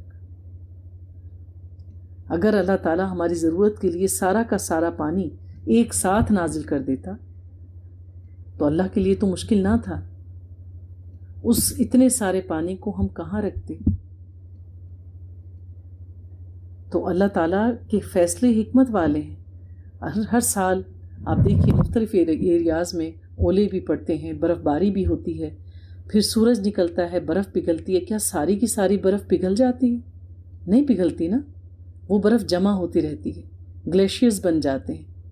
پھر جب سورج کی تمازت زیادہ ہو جاتی ہے، گرمی کا سپیل بڑھ جاتا ہے، پھر وہ گلیشیئرز بھی آہستہ آہستہ پگھلنے لگ جاتے ہیں گرمیوں میں جب بارشیں نہیں ہوتی. یوں دریا، ندی، نالے بہتے رہتے ہیں، ہمیں اپنی ضرورت کا پانی میسر آتا رہتا ہے. یہ اللہ کی کتنی بڑی رحمت ہے. فَأَنشَرْنَا بِهِ بَلْدَةً مَيْتًا، تو اس سے ہم نے مردہ زمین کو اٹھا کھڑا کیا. كَذَلِكَ تُخْرَجُونَ، اسی طرح ایک روز اللہ تعالیٰ تمہیں بھی نکال لے گا. وَالَّذِي خَلَقَ الْأَزْوَاجَ كُلَّهَا، اور وہ جس نے بنائے تمہاری تمام مخلوقات کے جوڑے. اللہ واحد ہے، اللہ وتر ہے، اللہ اکیلا ہے. باقی ہر وہ چیز جو آپ کو نظر آئے اس دنیا میں، ان سب کا جوڑا اللہ نے بنایا ہے. اور تمہارے لیے بنائی ہیں کشتیاں بھی اور چوپائے بھی جن پر تم سواری کرتے ہو، تاکہ تم جم کر بیٹھو ان کی پیٹھوں پر. یعنی جب تم ان پر سواری کرو تو تمہیں کوئی دھڑکا نہ ہو، تمہیں کوئی خوف نہ ہو کہ میں کہیں گر جاؤں گا. جم کر بیٹھو اس پر. ثم تذکروا نعمت ربکم اذا استویتم علیہ، اور پھر اپنے رب کے انعام کا ذکر کرو جب کہ تم ان کے اوپر جم کر بیٹھ جاؤ. تو سواری اللہ تعالیٰ کی بہت بڑی نعمت ہے جو جس کو میسر آ جائے. بہترین سواری بلند نصیبی کی علامت ہے. کشادہ گھر، بلند اخلاق، بلند کردار بیوی، اچھی سواری، خوش اخلاقی، یہ اللہ تعالیٰ کی بہترین نعمتوں میں سے ہے جس پر اللہ کا کرم. تو اللہ سے تنگ گھر، تنگ ذہن، تنگ رزق، یہ اللہ کی پکڑ ہے. تو اللہ تعالیٰ کہتے ہیں جب تم ان سواریوں پہ جم کے بیٹھ جاؤ جو اللہ نے عطا کی ہیں، وَتَقُولُوا سُبْحَانَ الَّذِي سَخَّرَ لَنَا هَذَا وَمَا كُنَّا لَهُ مُقْرِنِينَ وَإِنَّا إِلَىٰ رَبِّنَا لَمُنْقَلِبُونَ. یہ سفر پر نکلنے کی دعا ہے. کسی بھی سواری پہ بیٹھیں، سائیکل ہے، موٹر سائیکل ہے، کار ہے، بڑی گاڑی ہے، جہاز ہے، کشتی ہے، بحری جہاز ہے، کچھ بھی، جس بھی سواری پہ آپ سوار ہوں، سفر کا ارادہ کریں، چھوٹا یا بڑا، اس مصنون دعا کو پڑھ لیں اور اسے یاد کریں اور کہو کہ پاک ہے وہ ذات جس نے ان سواریوں کو ہمارے بس میں کر دیا اور ہم ان کو قابو میں لانے والے نہیں تھے، اور یقیناً ہم اپنے رب ہی کی طرف لوٹ کر جانے والے ہیں. ہر چیز نے اللہ ہی کی طرف لوٹنا ہے. کیا اتنے بڑے بڑے بحری جہاز، ہوا میں اڑتا ہوا ہوائی جہاز، کیا ہم اس کو چلا سکتے تھے؟ اللہ کے اذن سے اڑ رہا ہے. اور جب ہم اڑتے ہیں تو ہمیں پتہ ہوتا ہے کہ ہم واپس زمین پہ لینڈ کریں گے؟ نہیں نا. کوشش کیا کریں کہ جب آپ جہاز کے سفر میں ہوں تو سارا وقت جو ہے تسبیحات میں اور ذکر میں گزاریں. بہترین عبادت کا وقت ہوتا ہے. انسان نہ زمین پہ ہے نہ آسمان میں، درمیان میں ہوتا ہے. پتہ نہیں کہ واپس پلٹوں گا یا نہیں. وَإِذْ قَالَ إِبْرَاهِيمُ لِأَبِيهِ وَقَوْمِهِ إِنَّنِي بَرِيءٌ مِّمَّا تَعْبُدُونَ. اور یاد کرو جب ابراہیم علیہ السلام نے کہا تھا اپنے والد اور اپنی قوم سے کہ یقیناً میں بیزار ہوں ان سے جنہیں تم پوچھتے ہو، سوائے اس ہستی کے جس نے مجھے پیدا کیا، اور وہی یقیناً مجھے رستہ دکھائے گا. اور اس نے اسی بات کو باقی رکھا اپنے پیچھے اپنی اولاد میں بھی، تاکہ وہ اللہ ہی کی طرف رجوع کریں. یعنی ابراہیم علیہ السلام حنیف اور یکسو تھے، توحید پر تھے، اور آپ نے یہی نصیحت اپنی اولادوں کو بھی کی. بل متعت هؤلاء وآباءكم حتى جاءهم الحق ورسول مبین. لیکن میں نے ان لوگوں کو اور ان کے آباء و اجداد کو کچھ ساز و سامان دے دیا، یہاں تک کہ ان کے پاس آ گیا حق اور ایک واضح کر دینے والا رسول. تو جتنی بھی بنی اسرائیل قوم تھی وہ حضرت ابراہیم علیہ السلام کے دونوں بیٹے حضرت اسحاق علیہ السلام اور حضرت اسماعیل علیہ السلام سے چلی. حضرت اسماعیل علیہ السلام کی نسل میں تو صرف نبی پاک صلی اللہ علیہ وآلہ وسلم خاتم النبیین بن کر آئے، اور باقی جتنے بھی انبیاء علیہ السلام آئے حضرت ابراہیم کے بعد وہ سب حضرت اسحاق علیہ السلام کی نسل میں سے آئے. اللہ تعالیٰ نے ابراہیم علیہ السلام کو حضرت اسحاق دیے، حضرت اسحاق علیہ السلام کے بیٹے حضرت یعقوب علیہ السلام، اور حضرت یعقوب علیہ السلام کا ہم نے سورہ یوسف میں قصہ پڑھا پورا ڈیٹیل کے ساتھ، اور ان کو اللہ تعالیٰ نے 12 بیٹے دیے جس سے 12 قبیلے بنے۔ وہ 12 قبیلے دنیا میں ادھر ادھر بکھر گئے اور پھر یوں نسل انسانی چلی۔ تو اللہ تعالیٰ کہتے ہیں کہ انہوں نے اللہ کے دین پر عمل نہیں کیا، سب کے سب نے نافرمانی کی، تو اللہ نے ان کو دنیا میں رہنے کا کچھ ساز و سامان دے دیا۔ وَلَمَّا جَاءَهُمُ الْحَقُّ قَالُوا هَٰذَا سِحْرٌ وَإِنَّا بِهِ كَافِرُونَ، اور جب حق ان کے پاس آیا تو انہوں نے کہا کہ یہ تو جادو ہے اور ہم اس کا انکار کرتے ہیں۔ تو ضروری نہیں کہ ماں باپ نیک ہوں تو اولاد بھی ساری نیک ہو، یا ضروری نہیں ہے کہ اگر ماں باپ صحیح نہیں ہیں، اللہ کے دین پر نہیں ہیں، تو ان کی اولاد جو ہے وہ لازماً بے دین ہی ہوگی۔ اللہ جس کو چاہتا ہے ہدایت دیتا ہے۔ اور کہنے لگے کہ کیوں نہیں اتارا گیا یہ قرآن ان 2 بستیوں میں سے کسی عظیم شخص پر؟ تو اہل مکہ یہ کہتے تھے کہ جو مکہ اور طائف چونکہ قریب قریب کے علاقے ہیں، کہ اگر قرآن نازل ہی ہونا تھا تو ان میں سے کسی کے سردار پر نازل ہو جاتا۔ اشارہ ان کا ولید بن مغیرہ کی طرف ہوتا تھا۔ پھر کہا کیا آپ کے رب کی رحمت کو یہ لوگ تقسیم کریں گے؟ اللہ تعالیٰ کہتے ہیں اب یہ اللہ کو مشورہ دیں گے کہ اس کو کیا کرنا چاہیے تھا، کیا نہیں کرنا چاہیے تھا، نعوذ باللہ۔ نحن قسمنا بینہما معیشتہم فی الحیات الدنیا، ہم نے ان کے درمیان ان کی معیشت کا سامان اور دنیا کی زندگی تقسیم کر دی ہے۔ ورفعنا بعضهم فوق بعض درجات، اور ان میں سے بعض کو بعض پر ہم نے درجات میں فوقیت دی۔ تو اللہ تعالیٰ نے لوگوں میں رزق تقسیم کیا، اس رزق کی تقسیم میں اللہ نے فرق رکھا ہے، کسی کو کم دیا، کسی کو درمیانہ دیا، کسی کو بس نپا تلا دیا، اور اللہ تعالیٰ نے ایک کو ایک پر درجے میں بلند رکھا۔ اس کے پیچھے کیا اللہ تعالیٰ کی حکمت ہے؟ لِيَتَّخِذَ بَعْضُهُمْ بَعْضًا سُخْرِيًّا، تاکہ بعض لوگ دوسروں کے خدمتگار بن سکیں۔ اب سب ایک ہی لیول پہ ہوتے، ایک جیسا کماتے، سب کے گھر میں ایک جیسا رزق ہوتا، تو آپ کو خدمتگار کہاں سے ملتے؟ جبکہ انسان کے ساتھ زندگی کے اعتبار سے، صحت کے اعتبار سے، باقی معاملات کے اعتبار سے انسان کو دوسرے کی مدد کی ضرورت پڑتی رہتی، پھر تو ہر کوئی اپنے گھر میں بادشاہ ہوتا، کوئی کسی کی خدمت کے لیے نہ آتا۔ وَرَحْمَةُ رَبِّكَ خَيْرٌ مِّمَّا يَجْمَعُونَ، اور آپ کے رب کی رحمت کہیں بہتر ہے ان چیزوں سے جو لوگ یہ جمع کر رہے ہیں۔ تو اے نبی صلی اللہ علیہ وآلہ وسلم، اللہ تعالیٰ نے آپ کو دنیا میں بادشاہ نہیں بنایا، آپ کے لیے بہت سارا پروٹوکول نہیں رکھا، آپ کو کوئی جاگیریں نہیں دیں، آپ کو بیٹے نہیں دیے، آپ پر قرآن نازل کیا ہے۔ یہ لوگ تو مال اور بیٹے جمع کر رہے ہیں، جو کچھ اللہ نے آپ کو عطا کیا ہے وہ ان سب سے بہتر ہے۔ تو جس کو دین کی نعمت مل جائے جان لو اس کو دونوں جہان کی نعمتیں مل گئیں۔ اور اگر یہ اندیشہ نہ ہوتا کہ تمام لوگ ایک ہی امت بن جائیں گے، تو جو لوگ رحمان کا کفر کرتے ہیں ہم ان کے لیے بنا دیتے ان کے گھروں کی چھتیں چاندی کی اور سیڑھیاں بھی جن پر وہ چڑھتے۔ گھر بھی سونے کے بنا دیتے اور چاندی کے، اور ان کی سیڑھیاں بھی، اور ان کے گھروں کے دروازے اور وہ تخت بھی چاندی کے ہوتے جن پر وہ تکیہ لگا کر بیٹھتے۔ وَالزُّخْرُفَ، جس پر اس سورت کا نام لکھا ہے، اور سونے کے بھی اللہ بنا دیتا۔ زخرف عربی زبان میں سونے کو کہتے ہیں۔ تو اللہ تعالیٰ جو چاہے وہ کر سکتا ہے، اللہ کے خزانوں میں کسی چیز کی کمی بھی نہیں۔ اللہ تعالیٰ کہتے ہیں کہ اس دنیا کی وقت اللہ کی نظر میں جو ہے نا وہ مچھر کے پر کے برابر بھی نہیں، اتنی حقیر ہے کہ دنیا اللہ کی نظر میں۔ وَإِن كُلُّ ذَلِكَ لَمَّا مَتَاعُ الْحَيَاةِ الدُّنْيَا، اور یہ سب کچھ بھی اور بس دنیا کی زندگی کا ساز و سامان۔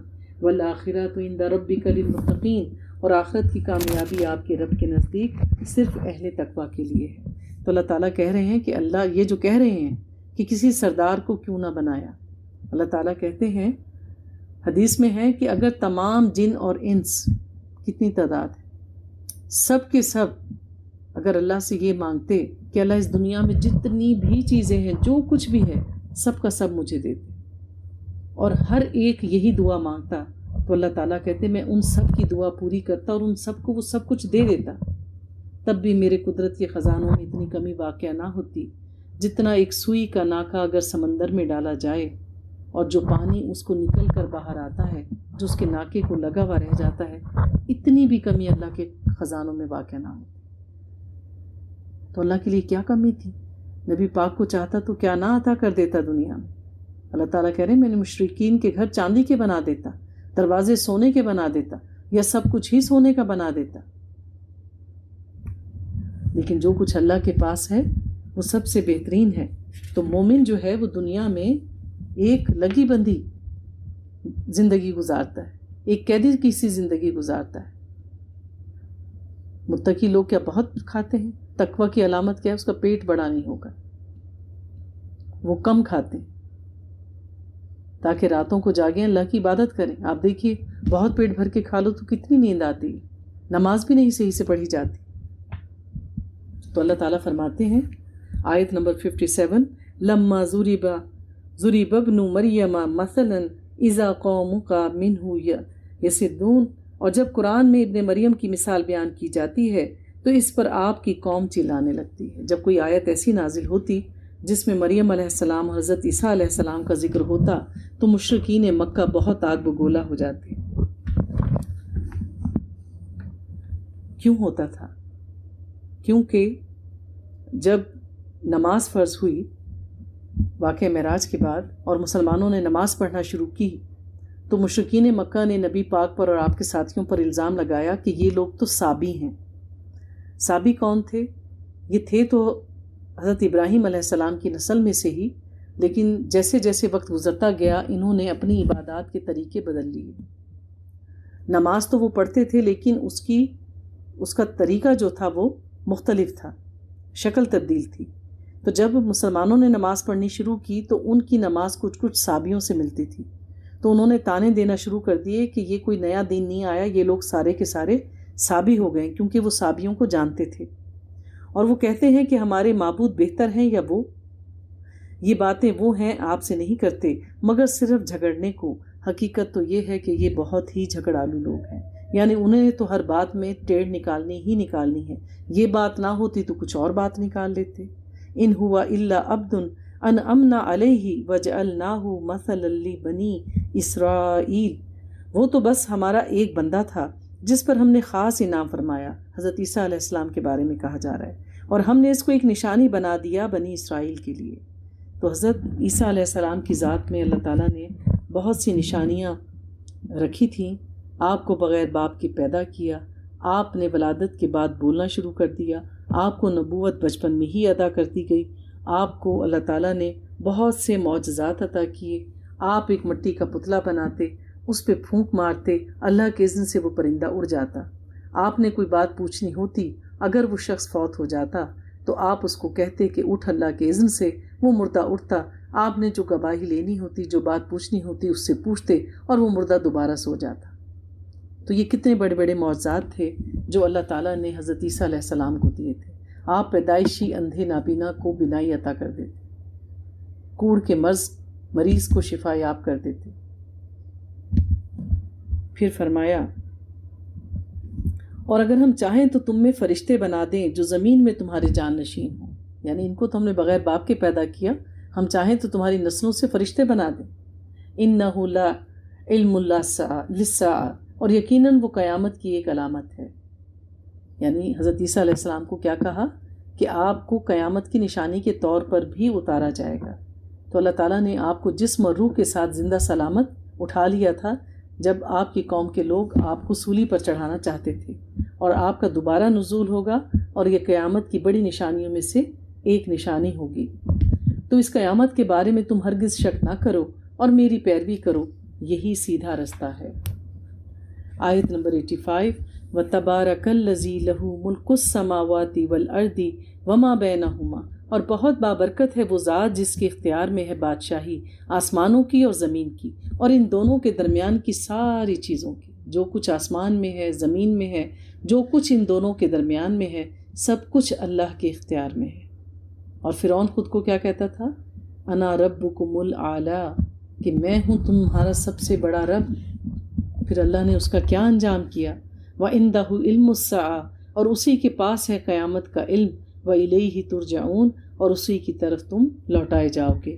اور کوئی اختیار نہیں رکھتا کسی بھی شفاعت کا یعنی سفارش کا جن کو یہ پکار رہے ہیں اللہ کو چھوڑ کر، سوائے اس کے جو حق کی گواہی دیں اور وہ جانتے ہوں، یعنی جو اللہ پہ ایمان لائے گا، جو سچ بولنے والے ہوں گے، جنہوں نے اللہ کے احکامات کے مطابق زندگی گزاری ہوگی، اللہ ان کو سفارش کا حق دیں گے قیامت کے دن، لیکن ان کے بارے میں جن کا نام اللہ ان کو بتائیں گے۔ اور اگر آپ ان سے پوچھیں کہ ان کو کس نے پیدا کیا تو کہیں گے اللہ نے۔ فَأَنَّا يُؤْفَكُونَ، تو پھر یہ کہاں سے پھیرے جاتے ہیں؟ وَقِيلِهِ يَا رَبِّ إِنَّ هَؤُلَاءِ قَوْمٌ لَا يُؤْمِنُونَ، اور قسم ہے نبی صلی اللہ علیہ وآلہ وسلم اس قول کی کہ اے میرے رب یہ وہ لوگ ہیں جو ایمان نہیں لا رہے۔ آپ پریشان ہو جاتے تھے، بار بار ان کو سمجھا کر کہہ کر، پر ان کا رویہ نہیں بدلتا تھا۔ تو آپ نے کہا رب العزت یہ تو ایمان لا کے ہی نہیں دیتے۔ اللہ نے فرمایا فَاصْفَحْ عَنْهُمْ، تو اے نبی آپ ان سے درگزر کیجئے، وَقُلْ سلام، اور کہیے سلام ہے، یعنی آپ ان کی ہر بات کا جواب نہ دیں، آپ پابند نہیں ہیں۔ فَسَوْفَ يَعْلَمُونَ، تو بہت جلد یہ لوگ جان جائیں گے۔ آپ کا کام ہے اللہ کا پیغام پہنچا دینا کافی ہے۔ سورہ دخان کا آغاز ہوتا ہے بسم اللہ الرحمن الرحیم۔ دخان عربی زبان میں دھوئیں کو کہتے ہیں۔ حامیم حروف مقطعات، والکتاب المبین، قسم ہے اس کتاب روشن کی۔ انا انزلناہ فی لیلۃ مبارکہ، یقیناً ہم نے اس کو نازل کیا ہے ایک مبارک رات میں۔ کون سی رات؟ جو اس رمضان کے مہینے میں آنے والی انتہائی مبارک بابرکت رات ہے، جیسا کہ اللہ تعالیٰ نے سورہ قدر میں فرمایا انا انزلناہ فی لیلۃ القدر، ہم نے اس کو لیلۃ القدر میں نازل فرمایا۔ اللہ فرماتے ہیں انا کننا منذرین، یقیناً ہم خبردار کر دینے والے۔ تو اللہ تعالیٰ نے قرآن کو نازل کیا تاکہ اللہ تعالیٰ ہمیں خبردار کر دے۔ قرآن کو لیلۃ القدر کی بابرکت رات میں نازل کیا۔ اللہ اس کے بارے میں فرماتے ہیں فیہا یفرق کل امر حکیم، اس رات میں تمام پرحکمت امور کے فیصلے صادر کیے جاتے ہیں۔ اس رات میں اللہ تعالیٰ تمام معاملات پر کیسے عمل ہوگا، کون سا کام کب ہوگا، وہ سارا معاملہ جو ہے ملائکہ کے سپرد کر دیتے ہیں۔ اور یہ لیلۃ القدر کی رات ہے جو رمضان مبارک کے آخری عشرے کی طاق راتوں میں ڈھونڈنے کا ہمیں کہا گیا۔ نبی پاک صلی اللہ علیہ وآلہ وسلم نے کہا کہ مجھے اللہ نے لیلۃ القدر کے بارے میں فرمایا تھا، میں وہ بتانے کے لیے آ ہی رہا تھا کہ رستے میں دو لوگ جھگڑنے لگے، اور ان کے اس جھگڑے میں میں بھول گیا کہ اللہ نے مجھے کون سی رات بتائی تھی، اور غالب خیال یہ ہے کہ وہ 27ویں کی رات تھی، لیکن نبی پاک صلی اللہ علیہ وآلہ وسلم نے کہا کہ مجھے اتنا یاد ہے کہ وہ طاق راتوں میں سے کوئی تھی، اور پھر ہمیں آخری عشرے کی طاق راتوں میں اس کو ڈھونڈنے کا کہا گیا، اور یہ حدیث سے ثابت ہے۔ اور یہ وہی رات ہے جس میں اللہ تعالیٰ نے قرآن حکیم کو لوح محفوظ سے یعنی ام الکتاب سے آسمان دنیا پر اتارا تھا۔ امرم من عندنا انا کننا مرسلین، طے شدہ احکام ہماری طرف سے، یقیناً ہم ہی رسولوں کو بھیجنے والے ہیں۔ رحمتم من ربک انہ ھو السمیع العلیم، رحمت کے طور پر آپ کے رب کی طرف سے، یقیناً وہی ہے سب کچھ سننے اور جاننے والا۔ تو اللہ تعالیٰ کے اذن سے ہی تمام فیصلے ہوتے ہیں، اللہ تعالیٰ ان کا نزول کرتا ہے اور انہیں تفویض کرتا ہے۔ آیت نمبر 10، فَارْتَقِبْ يَوْمَ تَأْتِي السَّمَاءُ بِدُخَانٍ مُبِينٍ، تو آپ انتظار کیجئے اس دن کا جس دن آسمان لائے گا واضح دھواں۔ تو دخان کے معنی کیا ہیں؟ دھواں۔ حضرت علی، ابن عمر، ابن عباس، ابو سعید خدری، حسن بصری، ان سب کی رائے ہے کہ اس دھوئیں سے مراد وہ دھواں ہے جو قیامت سے پہلے نمودار ہوگا۔ حدیث میں ہے کہ نبی پاک صلی اللہ علیہ وآلہ وسلم نے فرمایا کہ قیامت سے پہلے نمودار ہونے والی جو 10 نشانیاں ہیں ان میں سے ایک دھوئیں کا ذکر ہے، یعنی کہ جو 10 بڑی بڑی نشانیاں واضح ہوں گی، جس میں سے سورج کا مغرب سے نکلنا، دابۃ الارض کا نکلنا، تو ان میں سے ایک نشانی دھواں بھی ہے کہ مشرق سے دھواں ابھرے گا، مشرق کی طرف دھواں پھیل جائے گا۔ یکش الناس ھذا عذاب علیم، وہ ڈھانپ لے گا لوگوں کو، یہ ایک دردناک عذاب ہوگا۔ ربنا اکشف عنا العذاب انا مؤمنون، اے اس وقت لوگ کہیں گے اے ہمارے رب اس عذاب کو ہم سے دور کر دے، ہم ایمان لانے والے ہیں۔ کہاں ہے ان کے لیے یاد دہانی کی استعداد، اب جب کہ آ گئی ان کے سامنے ایک واضح دلیل۔ اللہ نے رسول بھیج دیا اور انہوں نے کیا کہا؟ انہوں نے اعراض برتا۔ ثم تولوا عنہ وقالوا معلم مجنون، اور پھر انہوں نے منہ پھیر لیا اور اس کی طرف سے اور کہا کہ یہ تو سکھایا پڑھایا ہوا مجنون ہے۔ ان کو یہ باتیں یاد کروائی جائیں گی، تم تو یہ باتیں کرتے تھے۔ انا کاشف العذاب قلیلا انکم عائدون، ہم دور کر دیں گے اس عذاب کو تھوڑی دیر کے لیے، تو تم لوٹ کر وہی کچھ کرو گے جو تم پہلے کر رہے تھے۔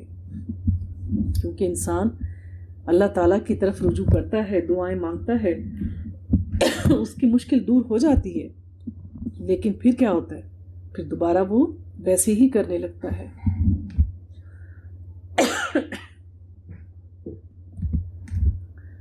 یوم نبطش البطشۃ الکبریٰ انا منتقمون، جس دن ہم پکڑیں گے بڑی پکڑ، یقیناً ہم پورا انتقام لیں گے۔ پھر اللہ تعالیٰ اس سے آگے سورہ جاسیہ کا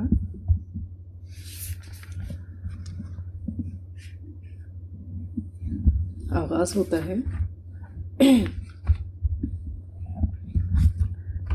اللہ تعالیٰ فرماتے ہیں بسم اللہ الرحمن الرحیم، حامیم،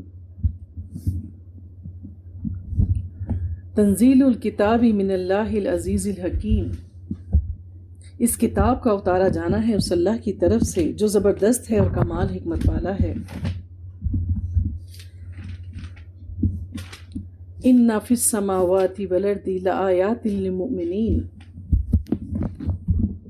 یقیناً آسمانوں اور زمین میں بہت سی نشانیاں ہیں ماننے والوں کے لیے۔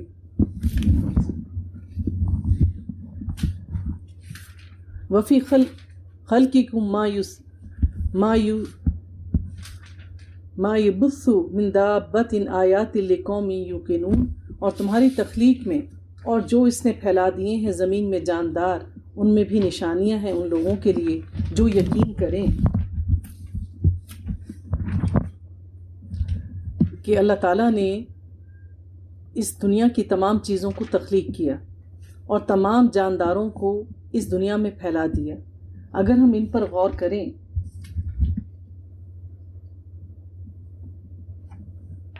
تو ہمیں اس میں اللہ تعالیٰ کی قدرت کی نشانیاں نظر آئیں گی۔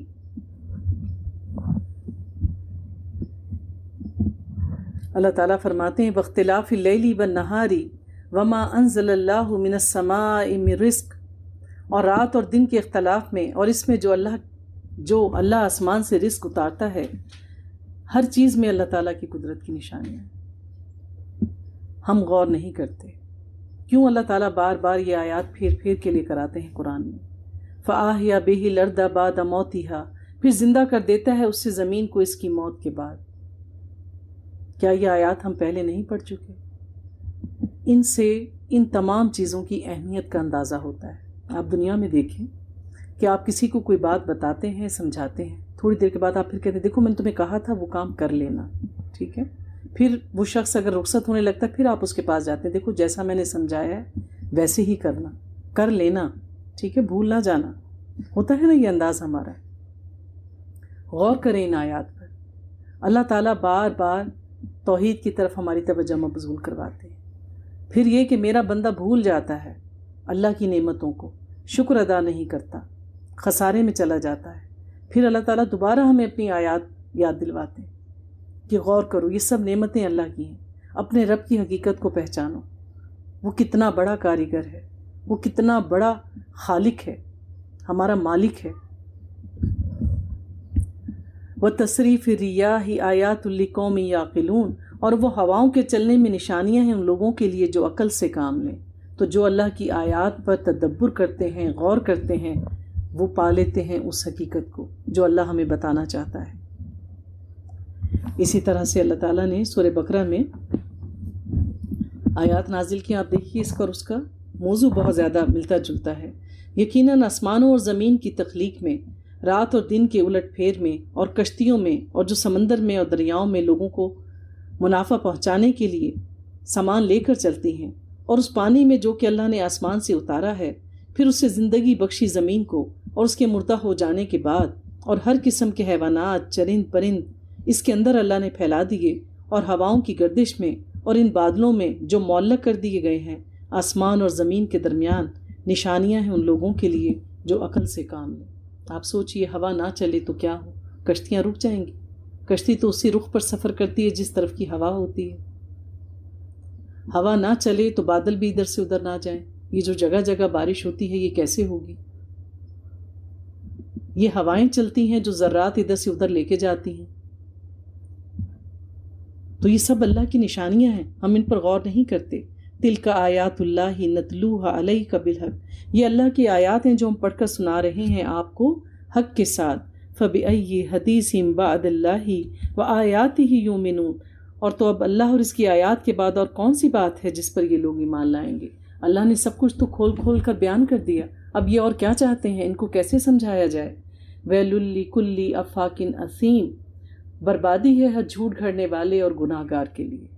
جو اللہ پر جھوٹ گھڑے، جو قرآن کی آیات کا غلط مطلب بیان کرے، جو جھوٹی حدیث بیان کرے، جو بات اللہ نے نہیں کہی اللہ کے ساتھ جوڑ دے، جو بات اس نے حدیث میں پڑھی نہیں سنی نہیں وہ بات خود سے گھڑ کے لوگوں میں بیان کرے، کسی حدیث کا یا آیت کا غلط مفہوم بیان کرے، تو یہ سب کیا ہیں؟ ان کے لیے بربادی ہے۔ وہ سنتا ہے اللہ کی وہ آیات جو اسے پڑھ کر سنائی جاتی ہیں، پھر وہ اڑ جاتا ہے ضد پر تکبر کرتے ہوئے جیسے کہ اس نے انہیں سنا ہی نہیں۔ ایک اور بات کہ میں آپ لوگوں کو نشاندہی کروں اور سمجھ لیں آپ لوگ، یا جو بھی کوئی آپ کے سامنے اس قسم کی بات کرے تو خدا را اس کی تصحیح کریں۔ دنیا کا ہر علم استاد سے ہی سیکھا جاتا ہے۔ دنیا کی کوئی بھی آپ ڈگری لینا چاہتے ہیں، جہاں بھی آپ پڑھنا چاہتے ہیں، آپ وہاں ایڈمیشن لیتے ہیں، اس کے اساتذہ ہوتے ہیں اس مضمون کے قابل، مستند جو آپ کو تعلیم دیتے ہیں، پھر آپ سند یافتہ ہوتے ہیں۔ قرآن تو اللہ کا کلام ہے۔ بہت سے لوگوں کو اگر بلایا جاتا ہے کہ آپ آئیے کلاسز لیں، پڑھیں، کیا کہتے ہیں؟ ہمارے گھر میں ترجمے والا قرآن ہے، ہمارے پاس تفاسیر موجود ہیں، ہم اس کو سن لیتے ہیں۔ نہیں، قرآن سب سے اعلیٰ علم ہے، اس کو بھی کسی استاد سے ہی پڑھیں اور سیکھیں، کیونکہ اس میں بہت سی آیات ایسی ہیں جو صرف اس کا ترجمہ پڑھ کر سمجھ میں نہیں آتی۔ جب تک آپ اس کا شان نزول نہ دیکھیں، جب تک آپ اس کا سیاق و سباق نہ دیکھیں کہ وہ کب نازل ہوئی تھی، کیوں نازل ہوئی تھی، کس موقع پہ نازل ہوئی تھی، کن کے لیے نازل ہوئی، اس میں اللہ ہمیں کیا سمجھانا چاہ رہے تھے۔ تو بہت سارے لوگ جو ہیں وہ اسی قرآن کو پڑھ کر کیا ہوتے ہیں؟ بے راہ روی کا شکار ہو جاتے ہیں، غلط معنی اور مطالب لے لیتے ہیں، ذرا سی زیر زبر پیش کی غلطی سے اس کے معنی کہیں کے کہیں پہنچ جاتے ہیں۔ تو جس کو صحیح علم نہیں ہوگا، بے شک اس کو قرآن صحیح مخارج کے ساتھ پڑھنا آتا ہو، اس کا یہ مطلب نہیں ہے کہ وہ اس کے زیر زبر پیش کے معنی اور مطالب بھی سمجھتا ہو۔ تو یوں انسان کیا ہوتا ہے؟ گمراہی کا شکار ہو جاتا ہے۔ تو اس کو باقاعدہ سیکھیں۔ اللہ تعالیٰ فرماتے ہیں آیت نمبر 21، ام حسب الذین اجترحوا السیئات ان نجعلہم کالذین آمنوا وعملوا الصالحات، جو لوگ بری باتوں کا ارتکاب کر رہے ہیں، کیا انہوں نے یہ سمجھ رکھا ہے کہ ہم نے انہیں ان لوگوں کی طرح کر دیں گے جو ایمان لائے اور انہوں نے نیک عمل کی؟ یعنی جو لوگ منمانی زندگی گزار رہے ہیں وہ سمجھتے ہیں کہ یہاں بھی اللہ عطا کر رہا ہے، آخرت میں بخشے ہی جائیں گے، تو کیا اللہ تعالیٰ ان کو اور نیک لوگوں کو برابر کر دے گا کہ ان کی زندگی اور موت ایک جیسی ہو جائے؟ بہت برا فیصلہ ہے جو لوگ یہ خود کر رہے ہیں، یعنی اپنے آپ ہی گھڑ رہے ہیں۔ تو یہ تو ان لوگوں کے ساتھ زیادتی ہوگی جو دنیا میں ڈرتے رہے، اپنی نفسانی خواہشات کو دباتے رہے، دنیاوی اعتبار سے انہوں نے تنگی میں زندگی گزاری۔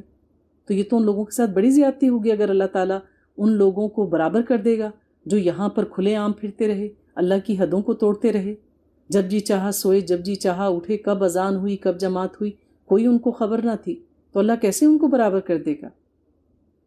اللہ تعالیٰ سب سے بڑھ کر انصاف کرنے والا ہے۔ وَخَلَقَ اللَّهُ السَّمَاوَاتِ وَالْأَرْضَ بِالْحَقِّ وَلِتُجْزَىٰ كُلُّ نَفْسٍ بِمَا كَسَبَتْ وَهُمْ لَا يُظْلَمُونَ، اور اللہ نے تو آسمان اور زمین کو حق کے ساتھ پیدا کیا ہے تاکہ پورا پورا بدلہ دیا جائے ہر جان کو جو کچھ اس نے کمایا ہو، اور ان پر کوئی بھی ظلم نہ ہو۔ کیا آپ نے دیکھا اس شخص کو جس نے اپنی خواہشات نفس کو اپنا معبود بنا لیا تھا؟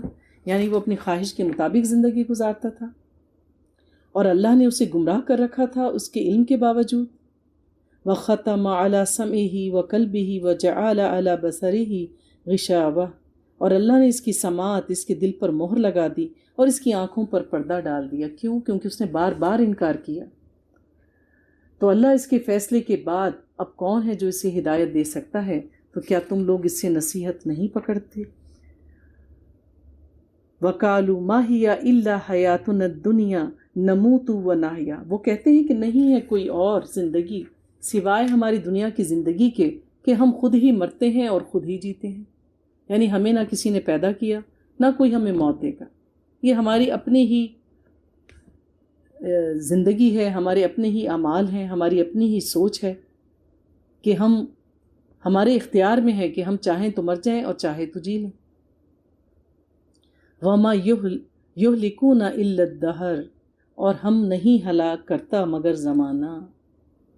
لوگ کیا کرتے ہیں؟ لوگ بعض اوقات زمانے کو کوستے ہیں۔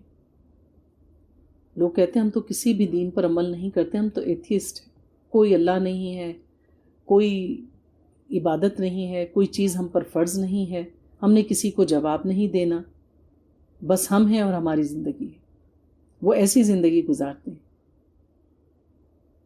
حالانکہ ان کے پاس اس کے بارے میں کوئی علم نہیں ہے، وہ تو صرف گمان سے کام لے رہے ہیں۔ وَإِذَا تُتْلَىٰ عَلَيْهِمْ آيَاتُنَا بَيِّنَاتٍ مَا كَانَ حُجَّتُهُمْ إِلَّا أَن قَالُوا بِآبَائِنَا إِن كُنتُمْ صَادِقِينَ، اور جب انہیں پڑھ کر سنائی جاتی ہیں ہماری روشن آیات تو ان کے پاس کوئی دلیل نہیں ہوتی سوائے اس کے کہ وہ کہتے ہیں لے آؤ ہمارے آباء و اجداد کو اگر تم سچے ہو۔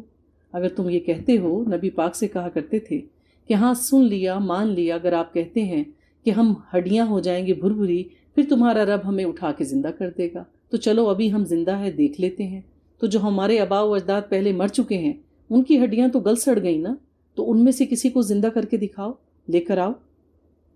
قُلِ اللَّهُ يُحْيِيكُمْ ثُمَّ يُمِيتُكُمْ، اے نبی آپ ان سے کہیے اللہ تمہیں زندہ کرتا ہے پھر وہی تمہیں موت دے گا، وہ پھر تمہیں جمع کرے گا قیامت کے دن جس میں کوئی شک نہیں، لیکن اکثر لوگ یہ جانتے نہیں ہیں۔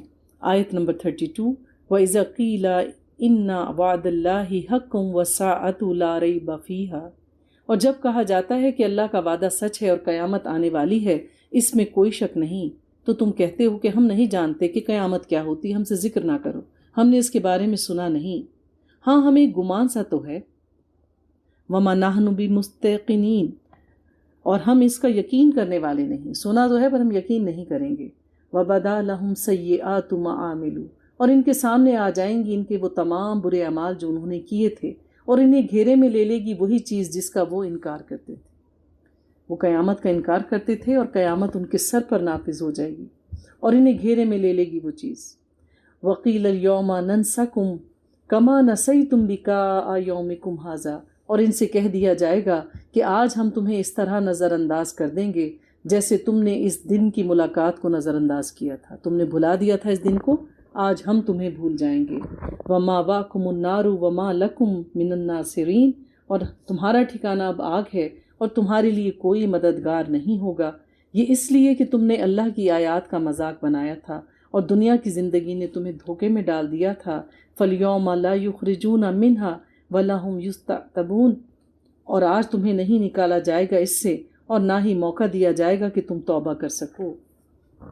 فَلِلَّهِ الْحَمْدُ، پس کل تعریف اللہ ہی کے لیے ہے، رب السماوات ورب الارض ورب العالمین، جو کہ آسمانوں کا اور زمین کا رب ہے اور تمام جہانوں کا بھی وہی رب ہے۔ وَلَهُ الْكِبْرِيَاءُ فِي السَّمَاوَاتِ وَالْأَرْضِ، اور اسی کے لیے ہے سب بڑائی آسمانوں اور زمین میں، زمین اور آسمان میں اللہ کے فرشتے اور دنیا میں اللہ پر ایمان لانے والے ہر گھڑی اللہ تعالیٰ کی عظمت بیان کرتے ہیں۔ سبحان اللہ و بحمدہ سبحان اللہ العظیم، سبحان اللہ و بحمدہ سبحان اللہ العظیم، سبحان اللہ و بحمدہ سبحان اللہ العظیم، اللہ اکبر کبیرہ، الحمد للہ کثیرہ و سبحان اللہ بکرۃ و اصیلا وہو العزیز الحکیم۔ اور وہی زبردست ہے اور حکمت والا ہے۔ سب بڑائی، سب کبریائی اللہ رب العزت کے لیے ہے۔ ہمیں چاہیے کہ ہم اللہ تعالیٰ کی کبریائی کو بیان کریں اور ہر بات میں مقدم اللہ تعالیٰ کی ذات کو رکھیں۔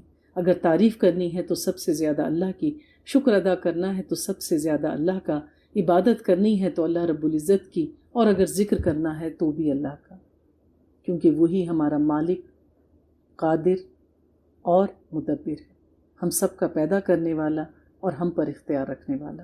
اللہ تعالی ہم سب کو توحید پر استقامت عطا فرمائے اور قلب سلیم کے ساتھ ہمیں اس دنیا سے لوٹنے کی توفیق عطا فرمائے۔